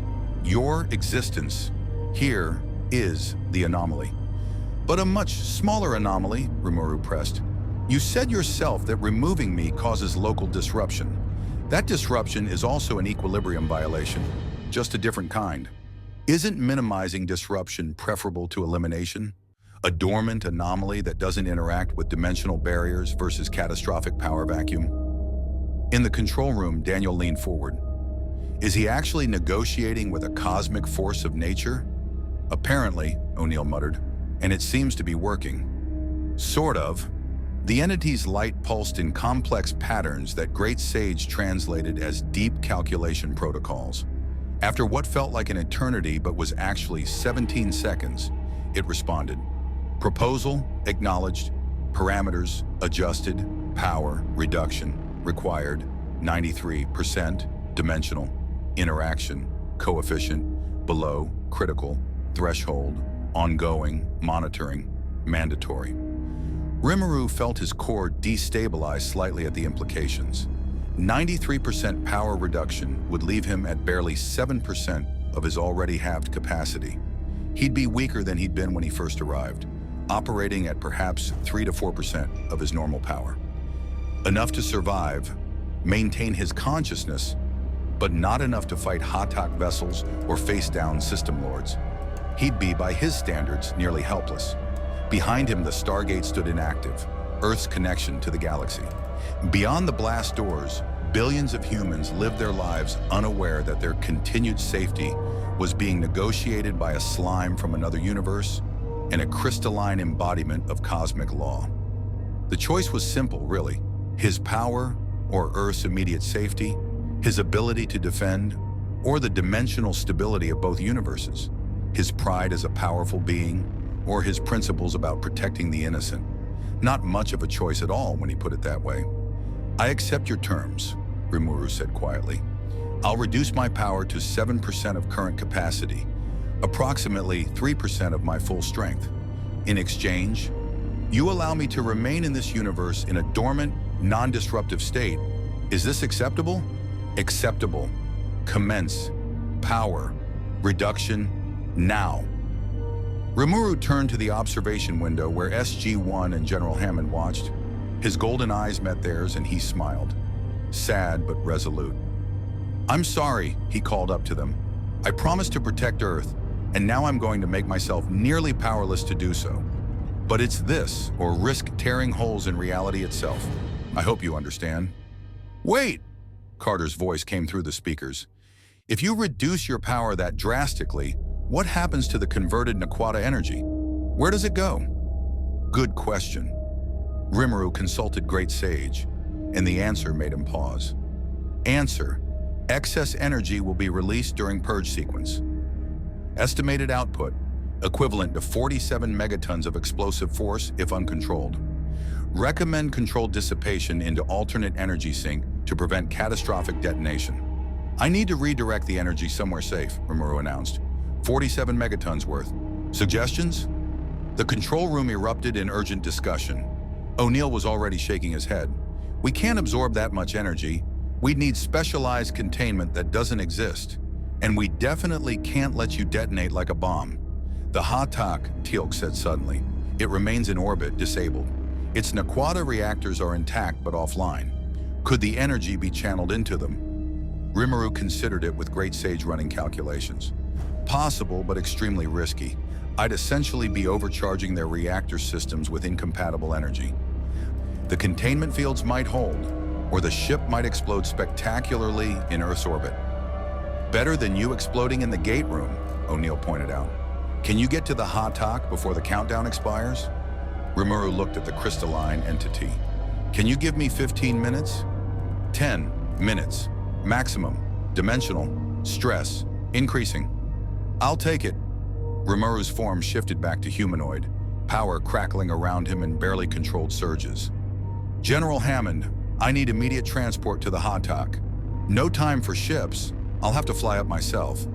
It'll cost me most of my remaining energy just to make the trip, but I can channel the excess into their reactor systems before the entity forces the purge. Hammond didn't hesitate. Approved. Godspeed, Mr. Tempest. Rimuru sprinted for the surface exit, his form already dissolving into streamlined slime as he moved. Behind him, the crystalline entity remained stationary in the gate room, its light pulsing in what might have been approval or might have been a countdown. Hard to tell with cosmic forces of nature. He burst from the surface access tunnel at Site Alpha. launching skyward with the last reserves of his full power. The acceleration was brutal even for his slime form. He was burning through magicule-equivalent particles at rates that would have been catastrophic under normal circumstances. But these weren't normal circumstances. The atmosphere thinned, then vanished. Stars wheeled overhead as Earth curved below, beautiful and fragile and utterly dependent on him not exploding in the next 8 minutes. The Teal'c loomed ahead, its golden hull scarred from his earlier assault but still intact. He angled toward the breach he'd created, slipping through into corridors that still smelled of ozone and fear. The Jaffa had been moved to secured sections, leaving the engineering deck mercifully empty. Notice, 7 minutes remaining, energy levels at critical instability.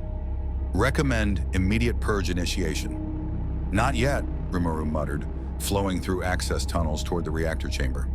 Need to establish connection first. The Teal'c's reactor core was a beautiful piece of technology, crystalline structures channeling raw Naquadah decay into controlled energy output.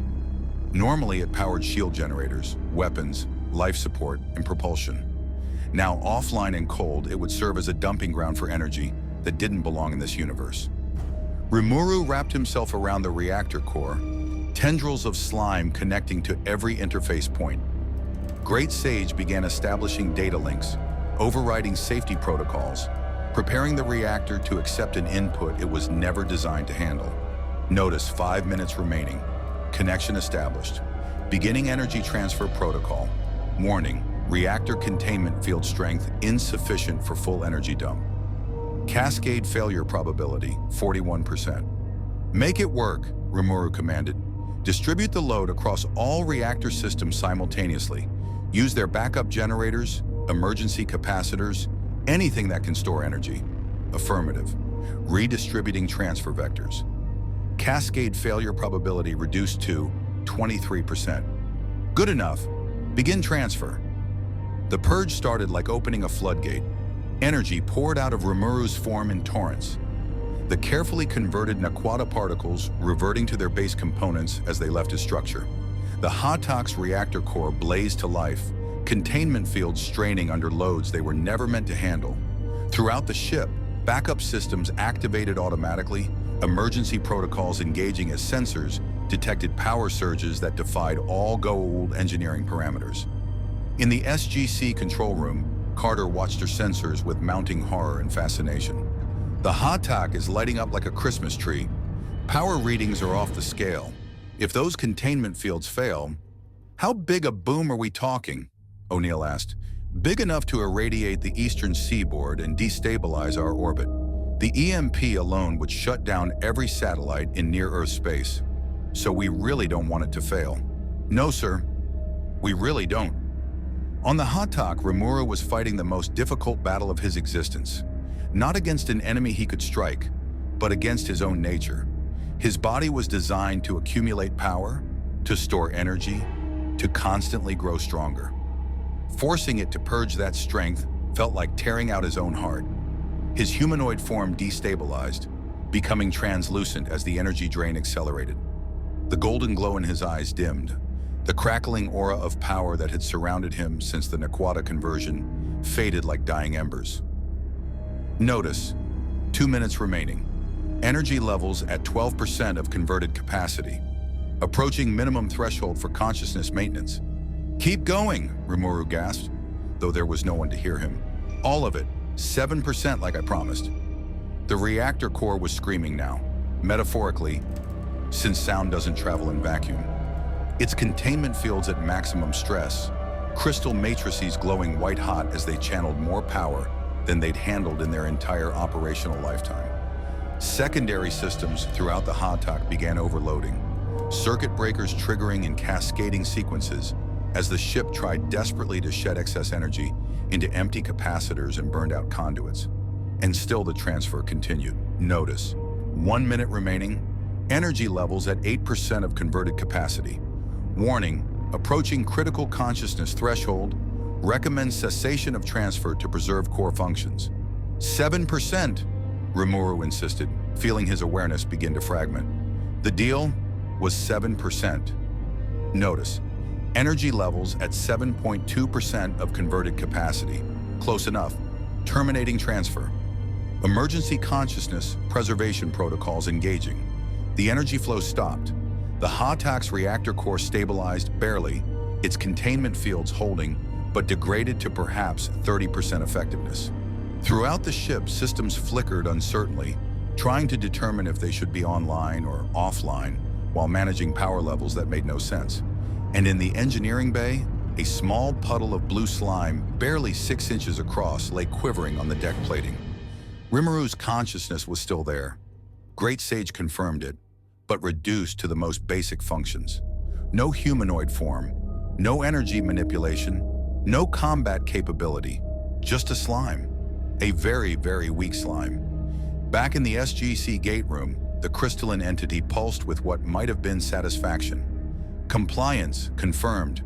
Power, reduction, sufficient. Dimensional, contamination, within, acceptable. Parameters, monitoring, protocols, engaged, extraction, postponed. With that pronouncement, the entity dissolved into prismatic light that flowed back through the Stargate. The event horizon destabilized and disconnected, leaving the gate room empty except for scorch marks on the floor and SF guards who looked like they'd aged several years in the past 20 minutes. Did that just happen? Daniel asked numbly. Rimuru just sacrificed 93% of his power to prevent a dimensional catastrophe while simultaneously not blowing up Earth's orbit, Carter said, still staring at her instruments. And he channeled enough energy into the Hatak to power it for approximately 15 years. Assuming the containment fields don't fail and cause a slightly smaller dimensional catastrophe. O'Neill holstered his P90. So when? Technically, yes. Practically, Carter trailed off. Sir, Rimuru was our primary defense against Goa'uld retaliation. At 7% of his already reduced power, he's maybe 3 or 4% what he was at full strength. He can't fight Hatak vessels anymore. He probably can't even handle a squad of Jaffa. Then Earth just lost its guardian and gained an extremely vulnerable alien who every system lord in the galaxy wants dead or captured, Hammond said grimly. Colonel, get a team up to that Hatak. Find Rimuru and bring him back here. We need to reassess our defensive posture immediately. 30 minutes later, an F-302 carrying SG-1 docked with the Hatak using one of the functioning ring transporters. They found Rimuru in the engineering bay, barely conscious, his slime form pooled pathetically on the deck. Daniel approached carefully, kneeling beside the puddle. Rimuru, can you hear me? The slime quivered. Slowly, with visible effort, a small pseudopod formed. And then, impossibly, Rimuru's voice emanated from the mass. Weak but unmistakably him. Did it work? Is Earth safe? For now, Daniel confirmed gently. The entity left. You're alive. The Hatak didn't explode. I'd call that a qualified success. Good. The pseudopod collapsed back into the main mass. Sorry, can't maintain humanoid form. Not enough energy. Carter scanned him with a portable sensor. The readings made her wince. His energy signature is barely above background radiation. He's conscious, but just barely. We need to get him back to the SGC and figure out how to stabilize him. O'Neill looked at the pathetic blue puddle that had, less than an hour ago, been powerful enough to conquer a Hatak single-handedly. So let me get this straight. We convinced an incredibly powerful alien to help us. He killed a system lord and pissed off the entire Goa'uld Empire on our behalf, and now he's basically helpless. Does that about sum it up? That's disturbingly accurate, sir, Carter confirmed. Fantastic, just fantastic, O'Neill sighed.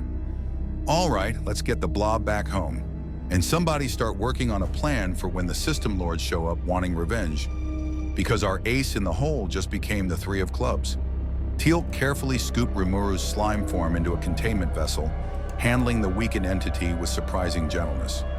You have proven yourself a warrior of honor, Rimuru Tempest. Rest now. We will defend you as you defended us. Thanks, came the weak response. Sorry, I'm not more useful anymore. You gave up your power to save both universes, Daniel said firmly. That's the definition of useful. We'll figure out the rest. As they transported back to the F-302, none of them noticed the small data packet that Great Sage had quietly uploaded to the Hatak's computer systems during the energy transfer. Information, intelligence, everything Rimuru had absorbed from Apophis, now integrated into the disabled ship's memory banks and encoded for eventual Tok'ra discovery. Even weakened to near helplessness, Rimuru Tempest kept his promises. The intelligence he'd offered would still reach those who could use it. And Earth, for better or worse, now had a new problem: protecting the entity that had sacrificed everything to protect them. 3 days after what SGC personnel had started calling the Purge, the briefing room hosted its most unusual strategy session yet. Rimuru sat on the conference table itself, not at it, but literally on its surface, because maintaining humanoid form for more than a few minutes exhausted his meager energy reserves. He'd managed to achieve a shape roughly the size of a basketball, which was a significant improvement from the puddle he'd been immediately after the power reduction. "Status report," Hammond said, addressing the assembled officers and their very diminished ally. Carter consulted her tablet. "The Hatak remains in stable orbit. We've transported most of the Jaffa down to a secure facility for processing. About 200 have expressed interest in joining the Free Jaffa movement after learning Apophis is truly dead. The rest are confused mostly. Their entire worldview just collapsed." "What about the ship itself?" O'Neill asked. "Fully powered, but basically a death trap. The energy Rimuru dumped into the reactor systems has stabilized, but we estimate the containment fields will fail catastrophically in 6 to 8 months if we don't bleed off the excess power. The good news is we now have a fully operational Hatak mothership. The bad news is we have no idea how to fly it and limited time before it becomes a radioactive hazard." "The Tok'ra could help with that," Daniel suggested. "They have Hatak operating experience. And speaking of the Tok'ra," he gestured to the communication display, which showed Malak's face via long-range transmission. "They've been calling every 6 hours for updates." On the screen, Malak's expression was a mixture of concern and calculation. "General Hammond, the Tok'ra High Council has reviewed the intelligence data we discovered in the Hatak systems, Apophis's complete strategic archive, defensive protocols, cloning facility locations, all precisely as Rimuru promised. This information is invaluable." "Glad we could help," O'Neill said dryly. "However," Malak continued, "there's a complication. The System Lords convened their emergency council 2 days ago. We have reports from our operatives that 3 factions have emerged regarding the Tempest entity. One faction, led by System Lord Yu, advocates leaving Earth alone. They believe attacking risks the same fate as Apophis. A second faction, led by Baal, wants to study you as a potential weapon or energy source. And the third faction, let me guess," Rimuru's weak voice emanated from his slime form. "They want me dead as a warning to others. Lord Anubis has emerged from isolation claiming he can permanently destroy you," Malak confirmed. "He's gathering a fleet and making bold promises about acquiring ancient technology that could counter your abilities." The room fell silent. Even weakened to near helplessness, Rimuru was still shaping galactic politics simply by existing. "Anubis," Teal'c said, his voice carrying unusual tension. "He was believed destroyed centuries ago. If he has truly returned with ancient knowledge, he is a threat unlike any other system lord." "Wonderful," O'Neill muttered. "So we've got one faction that might leave us alone, one that wants to capture our blob, and one that wants to kill him specifically. Anyone have good news?" "Actually, yes," Daniel interjected, pulling up a document. "I've been analyzing the intelligence from Apophis's archive. It includes detailed information about System Lord psychology, power structures, and historical precedents. And I think I found something interesting." He projected an image, ancient Goa'uld hieroglyphs surrounding a central figure that looked disturbingly like Rimuru's slime form. This is from a Goa'uld historical archive that Apophis apparently kept secret. It references something called the Ashrak Fel, roughly translated as Devourer of Gods. According to the text, approximately 12,000 years ago, a being appeared in the galaxy that could absorb Goa'uld symbiotes and their hosts entirely. It killed 3 system lords before disappearing, and the Goa'uld have maintained cultural memory of it as a kind of boogeyman story. Rimuru's slime form quivered with what might have been surprise. They have legends about something like me? Not just legends, warnings. Protocols for what to do if the Ashrakfel ever returned. Daniel pulled up more text. The advice basically boils down to, don't engage directly, use overwhelming force from a distance, and never let it absorb you. The fact that you can permanently kill Goa'uld by consuming them triggers deep cultural fears.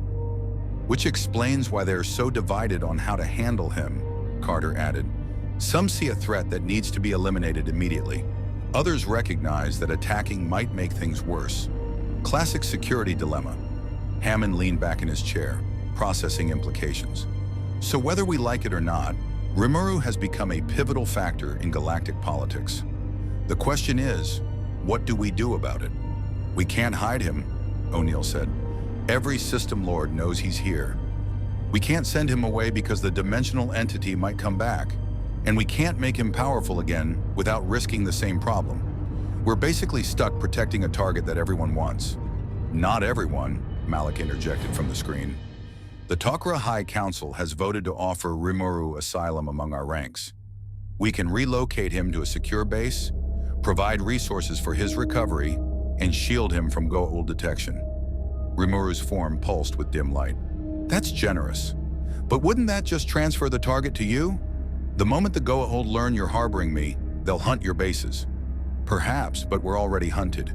Adding one more reason changes little. Malik's tone softened. You gave Earth intelligence that could free thousands of Jaffa and liberate dozens of worlds. The Tok'ra don't abandon allies who've proven their commitment to our cause. There's another option, Teal'c said suddenly. The Free Jaffa movement grows stronger daily. With Apophis truly dead and his territories in chaos, this is a pivotal moment. If Rimuru were to appear before a gathering of Free Jaffa, weak but still present, it would send a powerful message. The being who killed a god has been reduced to this, yet still lives. A symbol of resistance despite cost. You want to use me as propaganda, Rimuru observed without accusation. I want to use the truth to inspire those ready to break their chains, Teal'c corrected. You sacrificed your power to prevent catastrophe. That is the behavior of a true warrior, not a false god. Many Jaffa would respect such sacrifice. Carter had been running calculations on her tablet. There's a more immediate problem we need to address. Rimuru, at your current power level, how long can you sustain consciousness? The slime form seemed to deflate slightly. Great Sage estimates I can maintain baseline awareness for approximately 6 more weeks before my energy reserves deplete entirely. After that, he trailed off, leaving the implication clear. You die? Daniel asked, alarmed. More like enter indefinite hibernation. My core consciousness would survive, but without external energy input, I'd be dormant, possibly permanently, given this universe lacks magicules for me to naturally absorb. The room absorbed this grim news. O'Neill broke the silence with characteristic directness.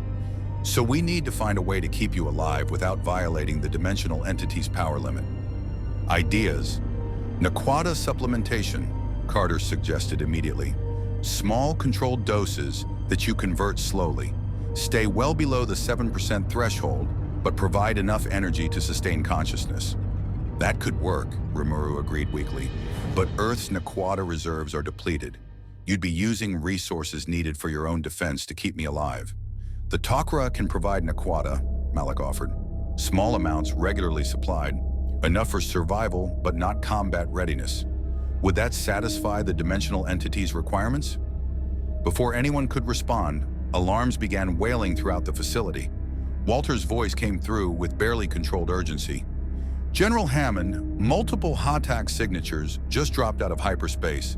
6 vessels taking up positions around Earth. They're hailing us. The briefing room erupted into controlled chaos.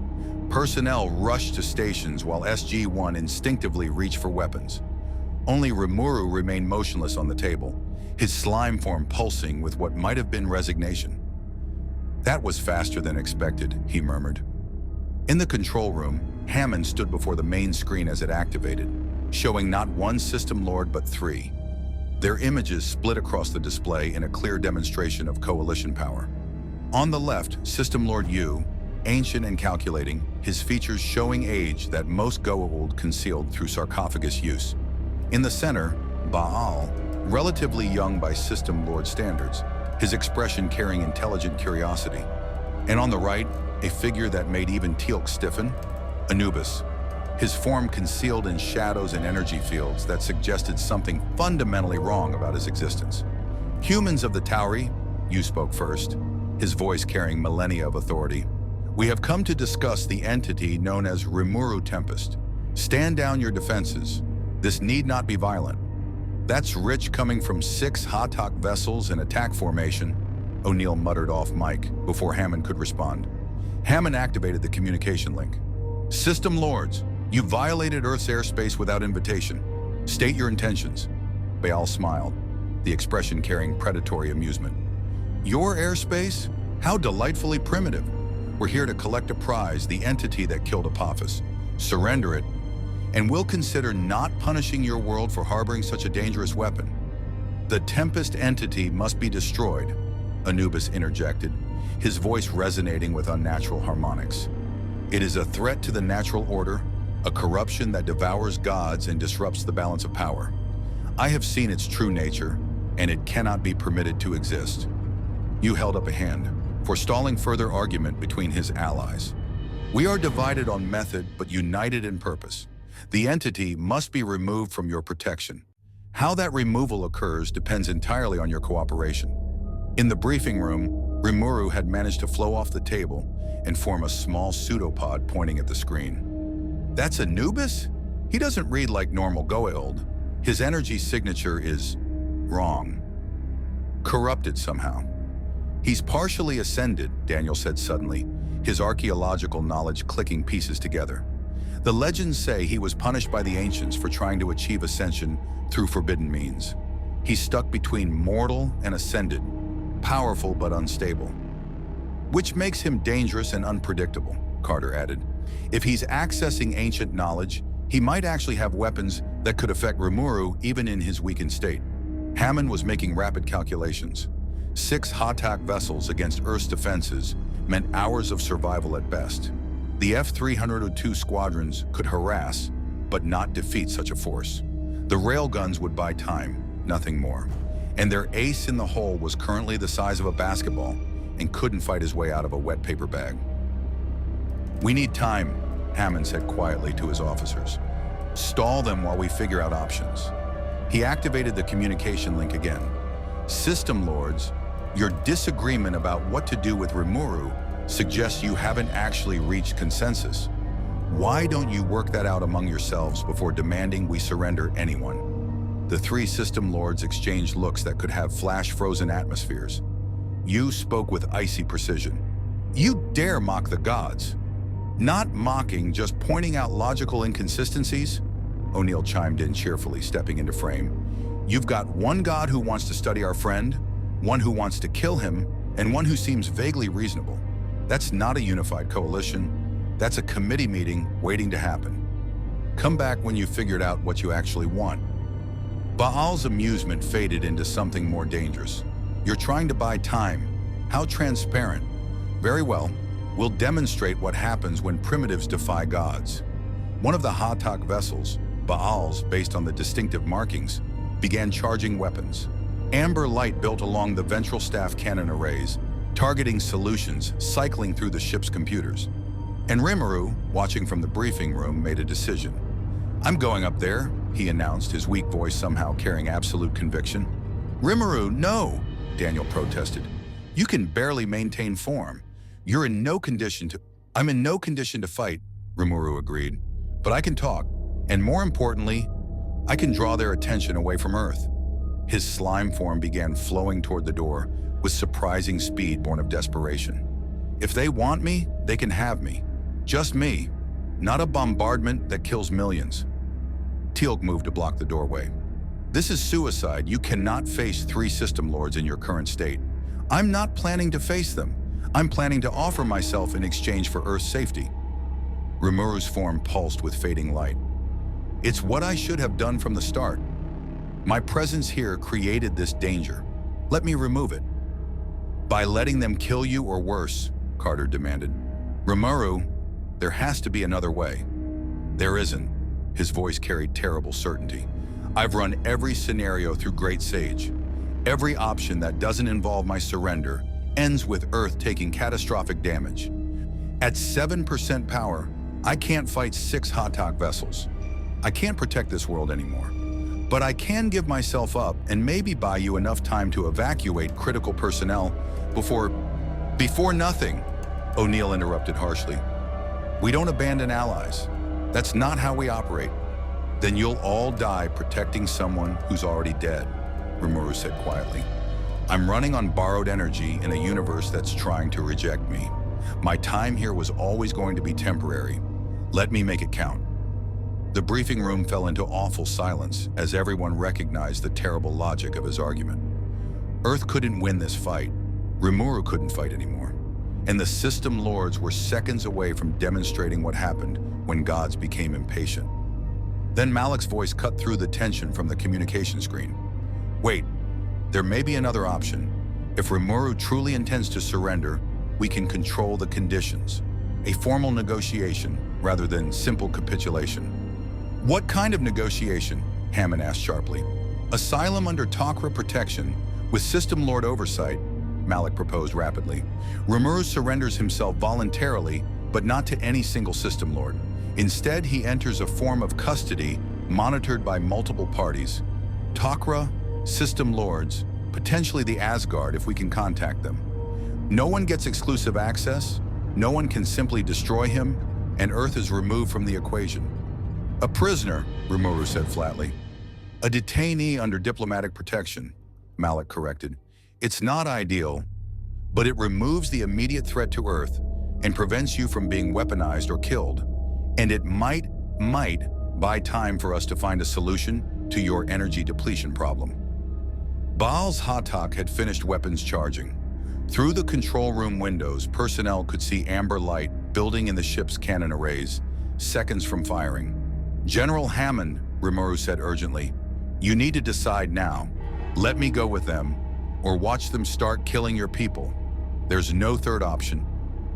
Hammond looked at the weak slime entity, at his officers, at the tactical displays showing 6 Hatak vessels ready to rain destruction on his world. He thought of the thousands of personnel under his command, the billions of humans living unaware of the cosmic threat overhead, and the responsibility of command that never got easier no matter how many impossible decisions he made. Mr. Tempest, Hammond said slowly, if you do this, you're surrendering to beings who have every reason to want you dead or enslaved. The Tok'ra can offer protection, but it's not guaranteed. You could spend the rest of your existence as a lab specimen or political prisoner. I know. Rimuru's form seemed to glow with inner light despite its weakness. But I've been a prisoner before. When I was first reincarnated, I survived. And more importantly, Earth will survive. That's worth any price. Hammond nodded once. Decision made. Then we'll do this properly. Malik, draft the terms. Colonel O'Neill, contact the Asgard. If we're doing this, I want Thor's people aware and involved. Major Carter, prepare a transport. And someone get me a formal diplomatic channel to those system lords. He turned back to Rimuru. You saved this world twice, Mr. Tempest. First by fighting, then by sacrificing your power. Now you're saving it a third time by giving yourself up. That's 3 times more than anyone had a right to ask. Earth won't forget. Make sure you don't, Rimuru said quietly. Because I'm betting everything that when you're strong enough, when you've built enough alliances and gathered enough power, you'll come get me back. That's what Earth does, right? You don't leave people behind? O'Neill met the slime's gaze, or where eyes would be if he had them in this form. We don't leave people behind, he confirmed. And we especially don't leave people who saved our planet 3 times. Consider this a temporary assignment, Tempest. We will come for you. Then I'll wait. Rimuru's form began flowing toward the ring transporter platform, moving with the last reserves of his strength. However long it takes. As he positioned himself for transport, Teal'c stepped forward and placed his hand on the slime surface, the closest approximation to a respectful gesture he could manage. Your sacrifice honors all warriors, Rimuru Tempest. May we prove worthy of it. The rings activated, engulfing Rimuru in light. When it faded, the platform was empty. Above Earth, in the cold vacuum of space, a small blue sphere materialized between 6 Hatak motherships and 1 fragile planet. Rimuru's weak transmission reached all vessels simultaneously, carried through the Stargate network's communication protocols. System Lords, I am Rimuru Tempest, the entity you seek. I surrender myself voluntarily under terms of diplomatic custody monitored by multiple parties. In exchange, Earth is declared neutral territory, forbidden from attack by any Goa'uld force. Do you accept these terms? For a long moment, silence reigned across the communication channels. Then Yu's voice, carrying the weight of millennia, responded. We accept, for now. But know this, devourer of gods, your fate will serve as warning to all who would challenge our dominion. Pray that whatever protection you've arranged proves sufficient.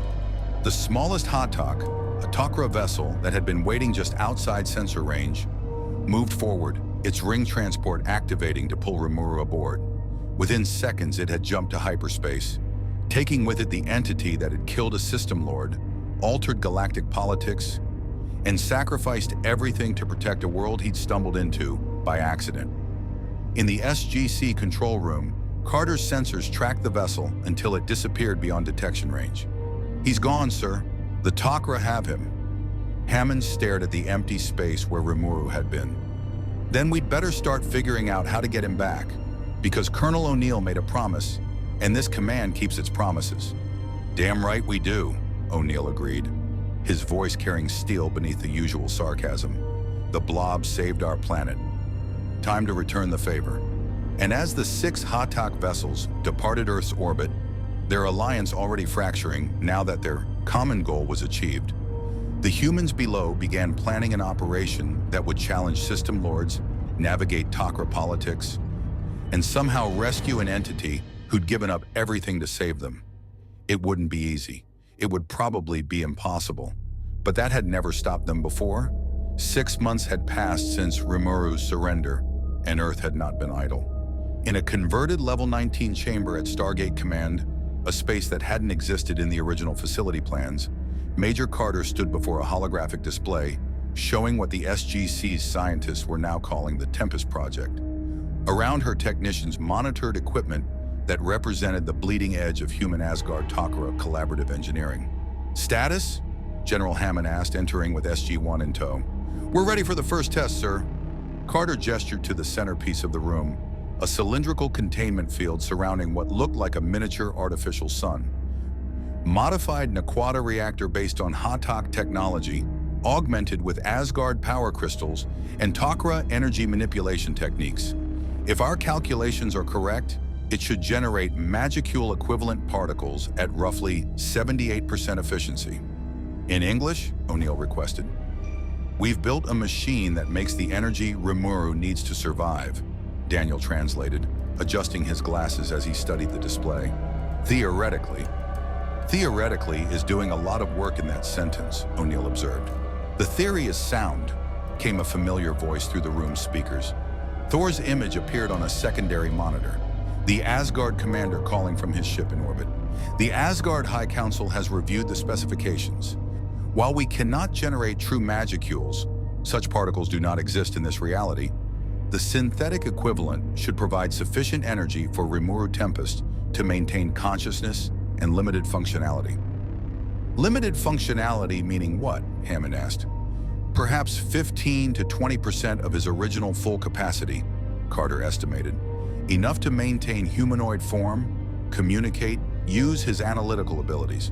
But combat capability would still be significantly restricted. Better than the 3% he had when we lost him, O'Neill said grimly. Any word from the Tok'ra on his current status? Hammond's expression darkened. That's why I called this meeting. We received a communication from Malik 2 hours ago. Rimuru's condition has deteriorated. He entered forced hibernation 3 days ago. His energy reserves finally depleted completely. The room fell silent. Daniel removed his glasses, cleaning them with a nervous gesture that indicated processing difficult information. Is he alive but dormant? Hammond confirmed. The Tok'ra are maintaining him in stasis, But without a compatible energy source, he could remain that way indefinitely, which makes our timeline rather urgent. How long until we can field test the generator? The equipment is ready, Carter said, but we need Rimuru present to actually verify it works. Sir, are we greenlit for the extraction operation? As of 600 this morning, yes. The President signed off on Operation Tempest Rising. Hammond pulled up a tactical display showing multiple star systems. Here's the situation. The Tok'ra are keeping Rimuru at a hidden base in the Kalara system, under joint custody monitored by System Lord Yu's representatives. Yu has maintained the diplomatic fiction that Rimuru is too dangerous to release, but too valuable to destroy. It's kept the other System Lords from making moves, but it also means we're effectively stealing him from under both Tok'ra and Goa'uld oversight. The Tok'ra will understand, Teal'c stated with confidence. They have always intended for Rimuru to return to Earth once a solution was found. The Goa'uld oversight is merely security theater to prevent System Lord conflict. Malik confirmed as much, Hammond agreed. The Tok'ra will look the other way when we make our move. Yu's monitors are the real problem. They report directly to the System Lord. If they detect our extraction, Yu loses face with the other System Lords for failing to maintain custody. He'd be forced to respond. So we need to be sneaky, O'Neill summarized. Sneak in, grab the blob, sneak out. I assume we're not just ringing down and asking nicely? Carter pulled up a schematic. The Tok'ra base has 3 levels. Rimuru is being held in a secure chamber on level 2, behind energy barriers that would take hours to breach conventionally. However, if we can access the base's power distribution hub on level 1, I can create a localized EM pulse that will disable the barriers for approximately 47 seconds. 47 seconds to get in, secure Rimuru, and get out before Yu's monitors realize something's wrong, Daniel said slowly. That's cutting it extremely close, which is why SG-1 will have backup, Hammond said. SG-3 and SG-5 will provide perimeter security. The Tok'ra will create a diversion, simulated reactor malfunction requiring evacuation of non-essential personnel. That should pull Yu's monitors to the upper levels while you extract Rimuru. And if it doesn't work, O'Neill asked, if Yu finds out we're stealing him back, then we deal with the diplomatic fallout, Hammond said firmly. But we're not leaving him dormant in a Tok'ra stasis chamber while System Lords debate his fate. Earth protects its own. 12 hours later, SG-1 crouched in the shadows of the Tok'ra base's lower level, having arrived via a carefully planned gate sequence that had bounced them through 3 intermediate worlds to avoid detection. The base was carved into an asteroid, its corridors lit by the distinctive blue-white glow of Tok'ra crystals. Alarms were wailing throughout the facility, the Tok'ra's promised diversion in full effect. Through their earpieces, they could hear Malik's voice calmly directing evacuation procedures, while most of the base's personnel rushed toward the upper levels. You're clear, Malik's voice confirmed. Yu's monitors have moved to level 3 with the command staff. The power hub is 50 meters ahead, second corridor on your right. They moved with practiced efficiency, Carter leading with her technical scanner, while O'Neill and Teal'c maintained security positions. Daniel brought up the rear, carrying the specialized containment unit they designed specifically for transporting a dormant slime entity. The power hub was a room filled with crystalline technology that pulsed with energy flowing through the base's systems. Carter immediately moved to the central console, her fingers flying across the Tok'ra interface. Identifying the barrier control circuits, got it. Routing power surge to create the EM pulse in 3, 2, 1. The lights flickered throughout level 2. In a secure chamber 3 corridors away, energy barriers that had contained Rimuru for 6 months winked out of existence. 47 seconds starting now, Carter announced. Go! O'Neill and Teal'c sprinted through the corridors while Daniel followed with the containment unit. They burst into the secure chamber to find it empty except for a single pedestal in the center. On that pedestal, barely larger than a softball, sat a blue sphere that showed no movement or awareness. Rimuru in complete hibernation, his consciousness reduced to the barest spark of existence. He's so small, Daniel said softly, approaching the pedestal carefully. We will restore him, Teal'c assured, gently scooping the dormant slime into the containment unit. The sphere didn't react, showing no sign of awareness. Rimuru Tempest, we have not forgotten our promise. We return to take you home. 20 seconds, Carter's voice crackled through their earpieces. Barriers are reinitializing. You need to move now. They ran. The corridors blurred past as they retraced their path. The containment unit held secure in Teal'c's arms. Behind them, they could hear shouts. Use monitors realizing something was wrong, their security protocols kicking in too late to matter. SG-3 was waiting at the ring transport platform, weapons trained on the corridor approaches. Go, go, go! Their commander shouted as SG-1 arrived. We've got incoming! The rings activated, pulling them up to the Tok'ra scout ship waiting in the asteroid's shadow. As soon as they materialized, the ship's pilot, a Tok'ra operative named Selmak, hit the hyperdrive controls. Engaging hyperdrive will be beyond detection range before use monitors can report, Selmak announced, then turned with a slight smile. Welcome back aboard, SG-1. I trust your extraction was successful?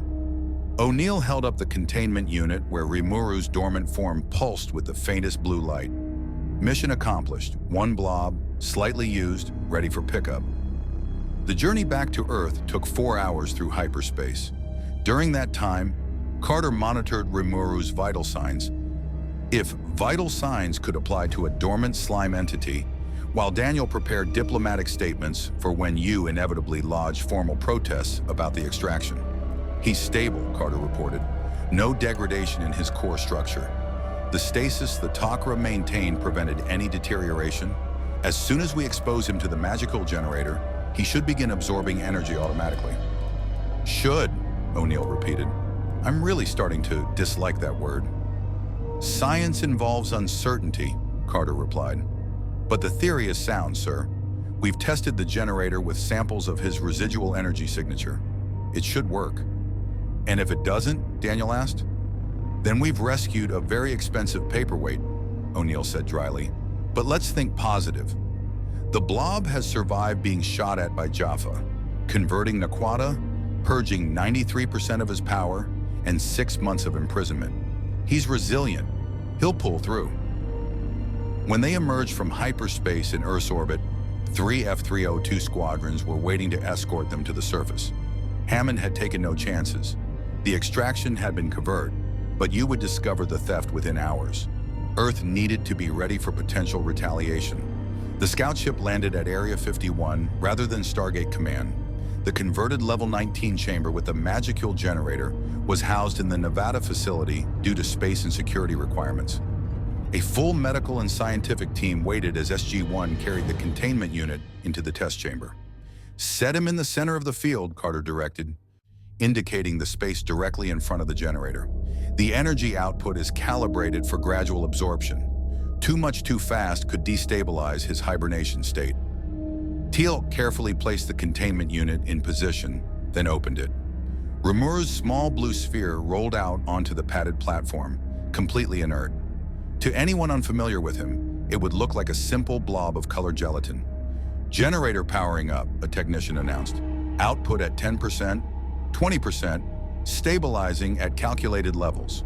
The artificial sun in the cylindrical containment began to glow brighter. Energy flowed out in invisible waves, Magicule equivalent particles flooding the chamber in concentrations that had never existed naturally in this universe. The sensors showed the energy washing over Rimuru's dormant form, being absorbed into his structure. Nothing happened. Come on, O'Neill muttered. Wake up, Blob. You've got work to do. Energy absorption confirmed, Carter reported, watching her instruments. He's taking in the particles, converting them to usable energy. His internal temperature is increasing 0.3 degrees. Core density fluctuating. These are all positive signs. But he's not waking up, Daniel observed, anxiety creeping into his voice. Give him time, Carter urged. He's been dormant for months. His systems need to rebuild basic functions before consciousness can restore. Minutes passed. The generator continued outputting Magicule equivalent particles.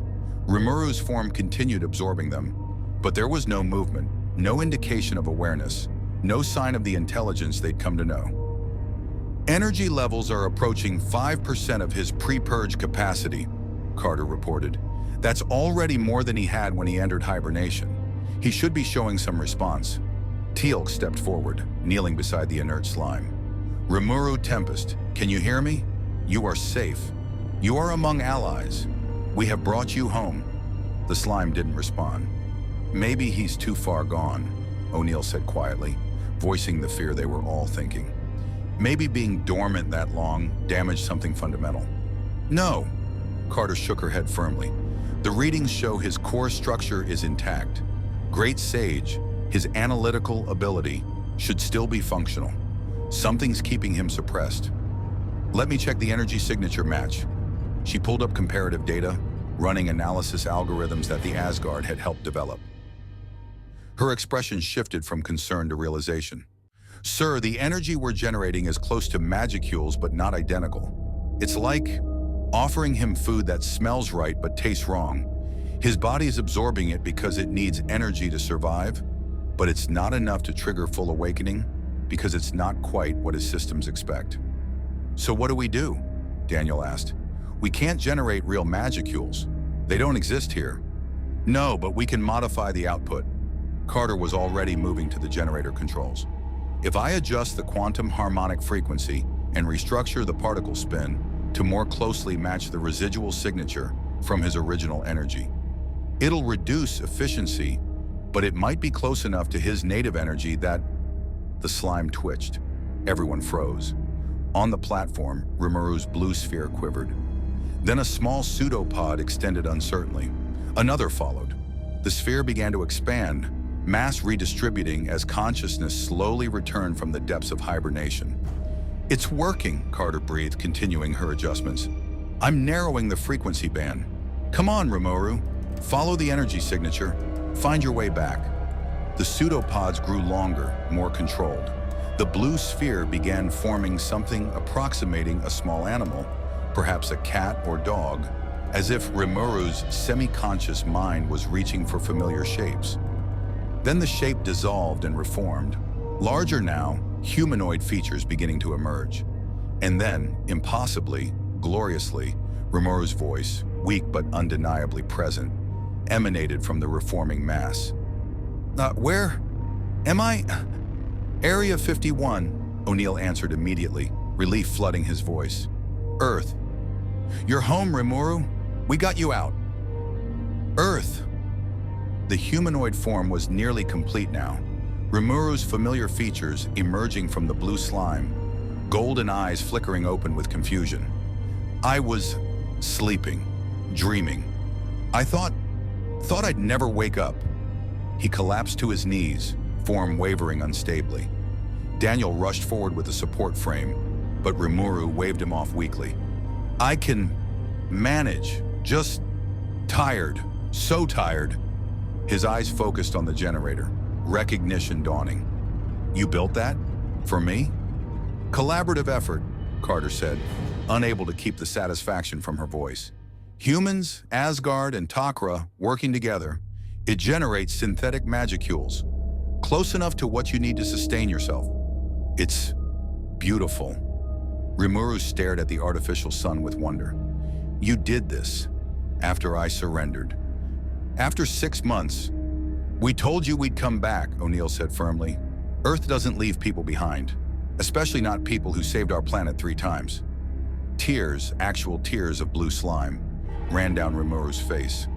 I thought I was going to spend eternity dormant, a curiosity locked in a Tok'ra vault. I made peace with it, accepted it, and then we got off our butts and built you a power source, O'Neill finished. Plus, we've got other projects in development, portable generators, efficiency improvements, maybe even a way to boost your capacity higher. You're stuck in this universe, might as well make you comfortable. Rimuru laughed weakly, the sound carrying relief and gratitude in equal measure. Comfortable, yes, that would be nice.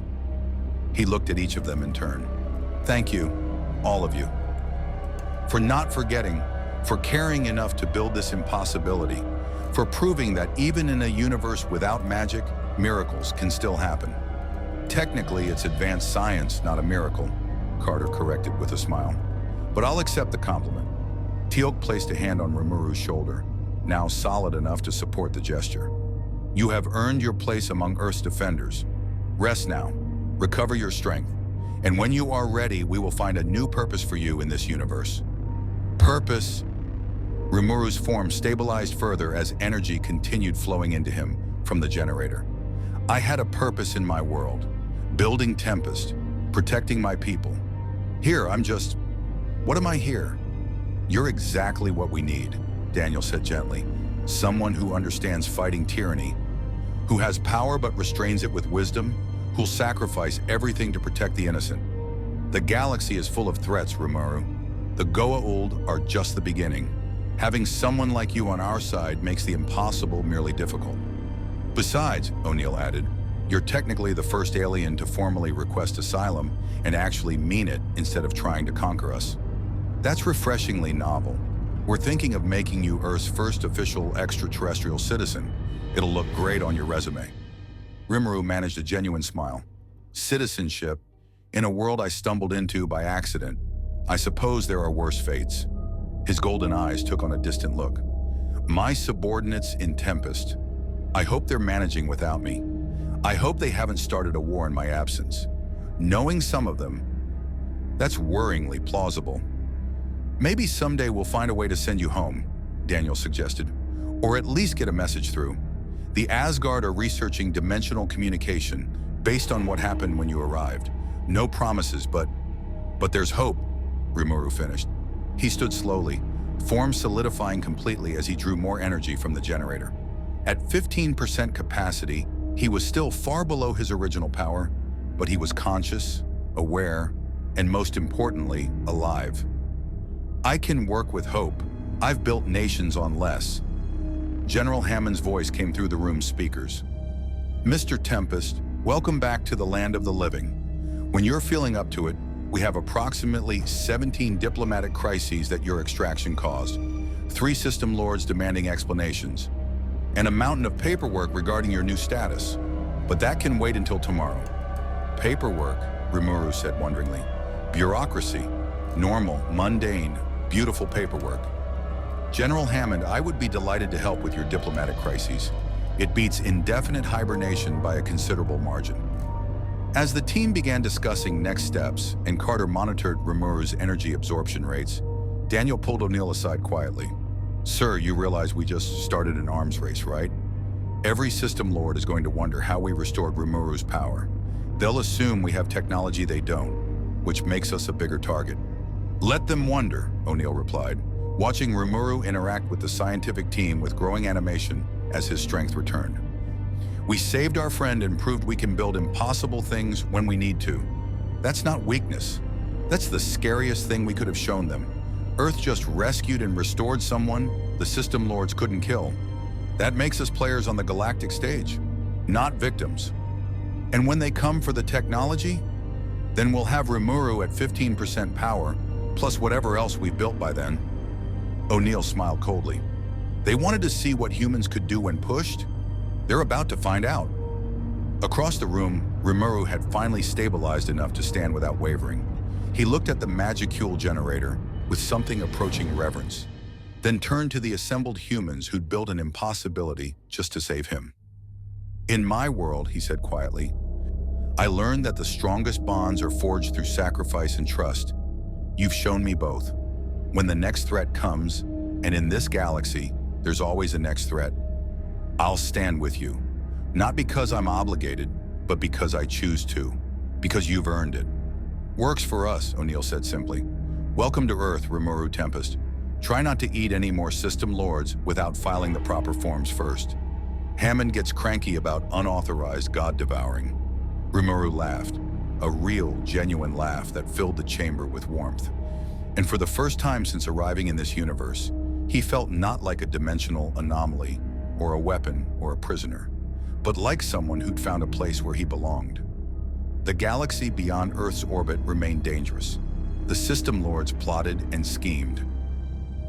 Ancient evils stirred in dark corners of space, and somewhere beyond the dimensional barriers, a cosmic entity monitored the anomaly it had permitted to remain, ensuring he stayed within acceptable parameters. But inside Area 51's converted test chamber, powered by humanity's determination and Asgard ingenuity and Tok'ra cooperation, a being who'd lost everything and been given a second chance stood among friends and felt something he hadn't experienced in months. Hope. And in a universe where false gods ruled and darkness lurked between the stars, hope was the most dangerous weapon of all.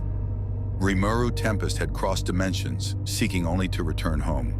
Instead, he found himself at the center of a cosmic conflict he never asked for, defending a world that wasn't his against enemies who claimed divinity they hadn't earned. He'd arrived at full power and been reduced to near nothing through circumstances beyond his control. He'd sacrificed everything twice. First, his power to prevent dimensional catastrophe, then his freedom to protect Earth from Goa'uld retaliation. And Earth had answered that sacrifice with stubborn human determination, building the impossible because abandoning allies simply wasn't in their nature. At 15% of his pre-purge capacity, roughly 7% of his original full power, Rimuru would never again be the entity who'd conquered a Hatak mothership in under an hour. But he was alive, conscious, and surrounded by people who'd proven they valued him for more than his destructive potential. The SGC's scientists continued researching improvements to the magical generator. The Tok'ra provided intelligence and resources to help stabilize his condition. The Asgard shared knowledge about dimensional mechanics that might someday allow communication with his home universe. And the System Lords learned a lesson they desperately needed. Earth was no longer a primitive backwater to be conquered at leisure. Earth built miracles when necessary, rescued those it considered worthy, and turned impossible odds into merely difficult challenges through sheer bloody-minded refusal to accept defeat. Somewhere in the Tempest Federation, Rimuru's subordinates continued managing the nation he'd built, unaware their leader had saved an entirely different universe and might never return. But Rimuru had made peace with that possibility. If he couldn't go home, he'd build a new purpose here, defending the innocent, opposing tyranny, and proving that power guided by wisdom could be a force for genuine good rather than oppression. The Stargate network remained humanity's connection to a galaxy full of wonders and terrors. False gods still plotted in their pyramid ships. Ancient threats slumbered in forgotten worlds, and one blue-haired slime from another reality stood ready to face them all. Powered by synthetic magicules and sustained by the simple truth that sometimes the family you choose is stronger than the one you were born into. Earth had gained its first extraterrestrial citizen, and the galaxy would never be quite the same.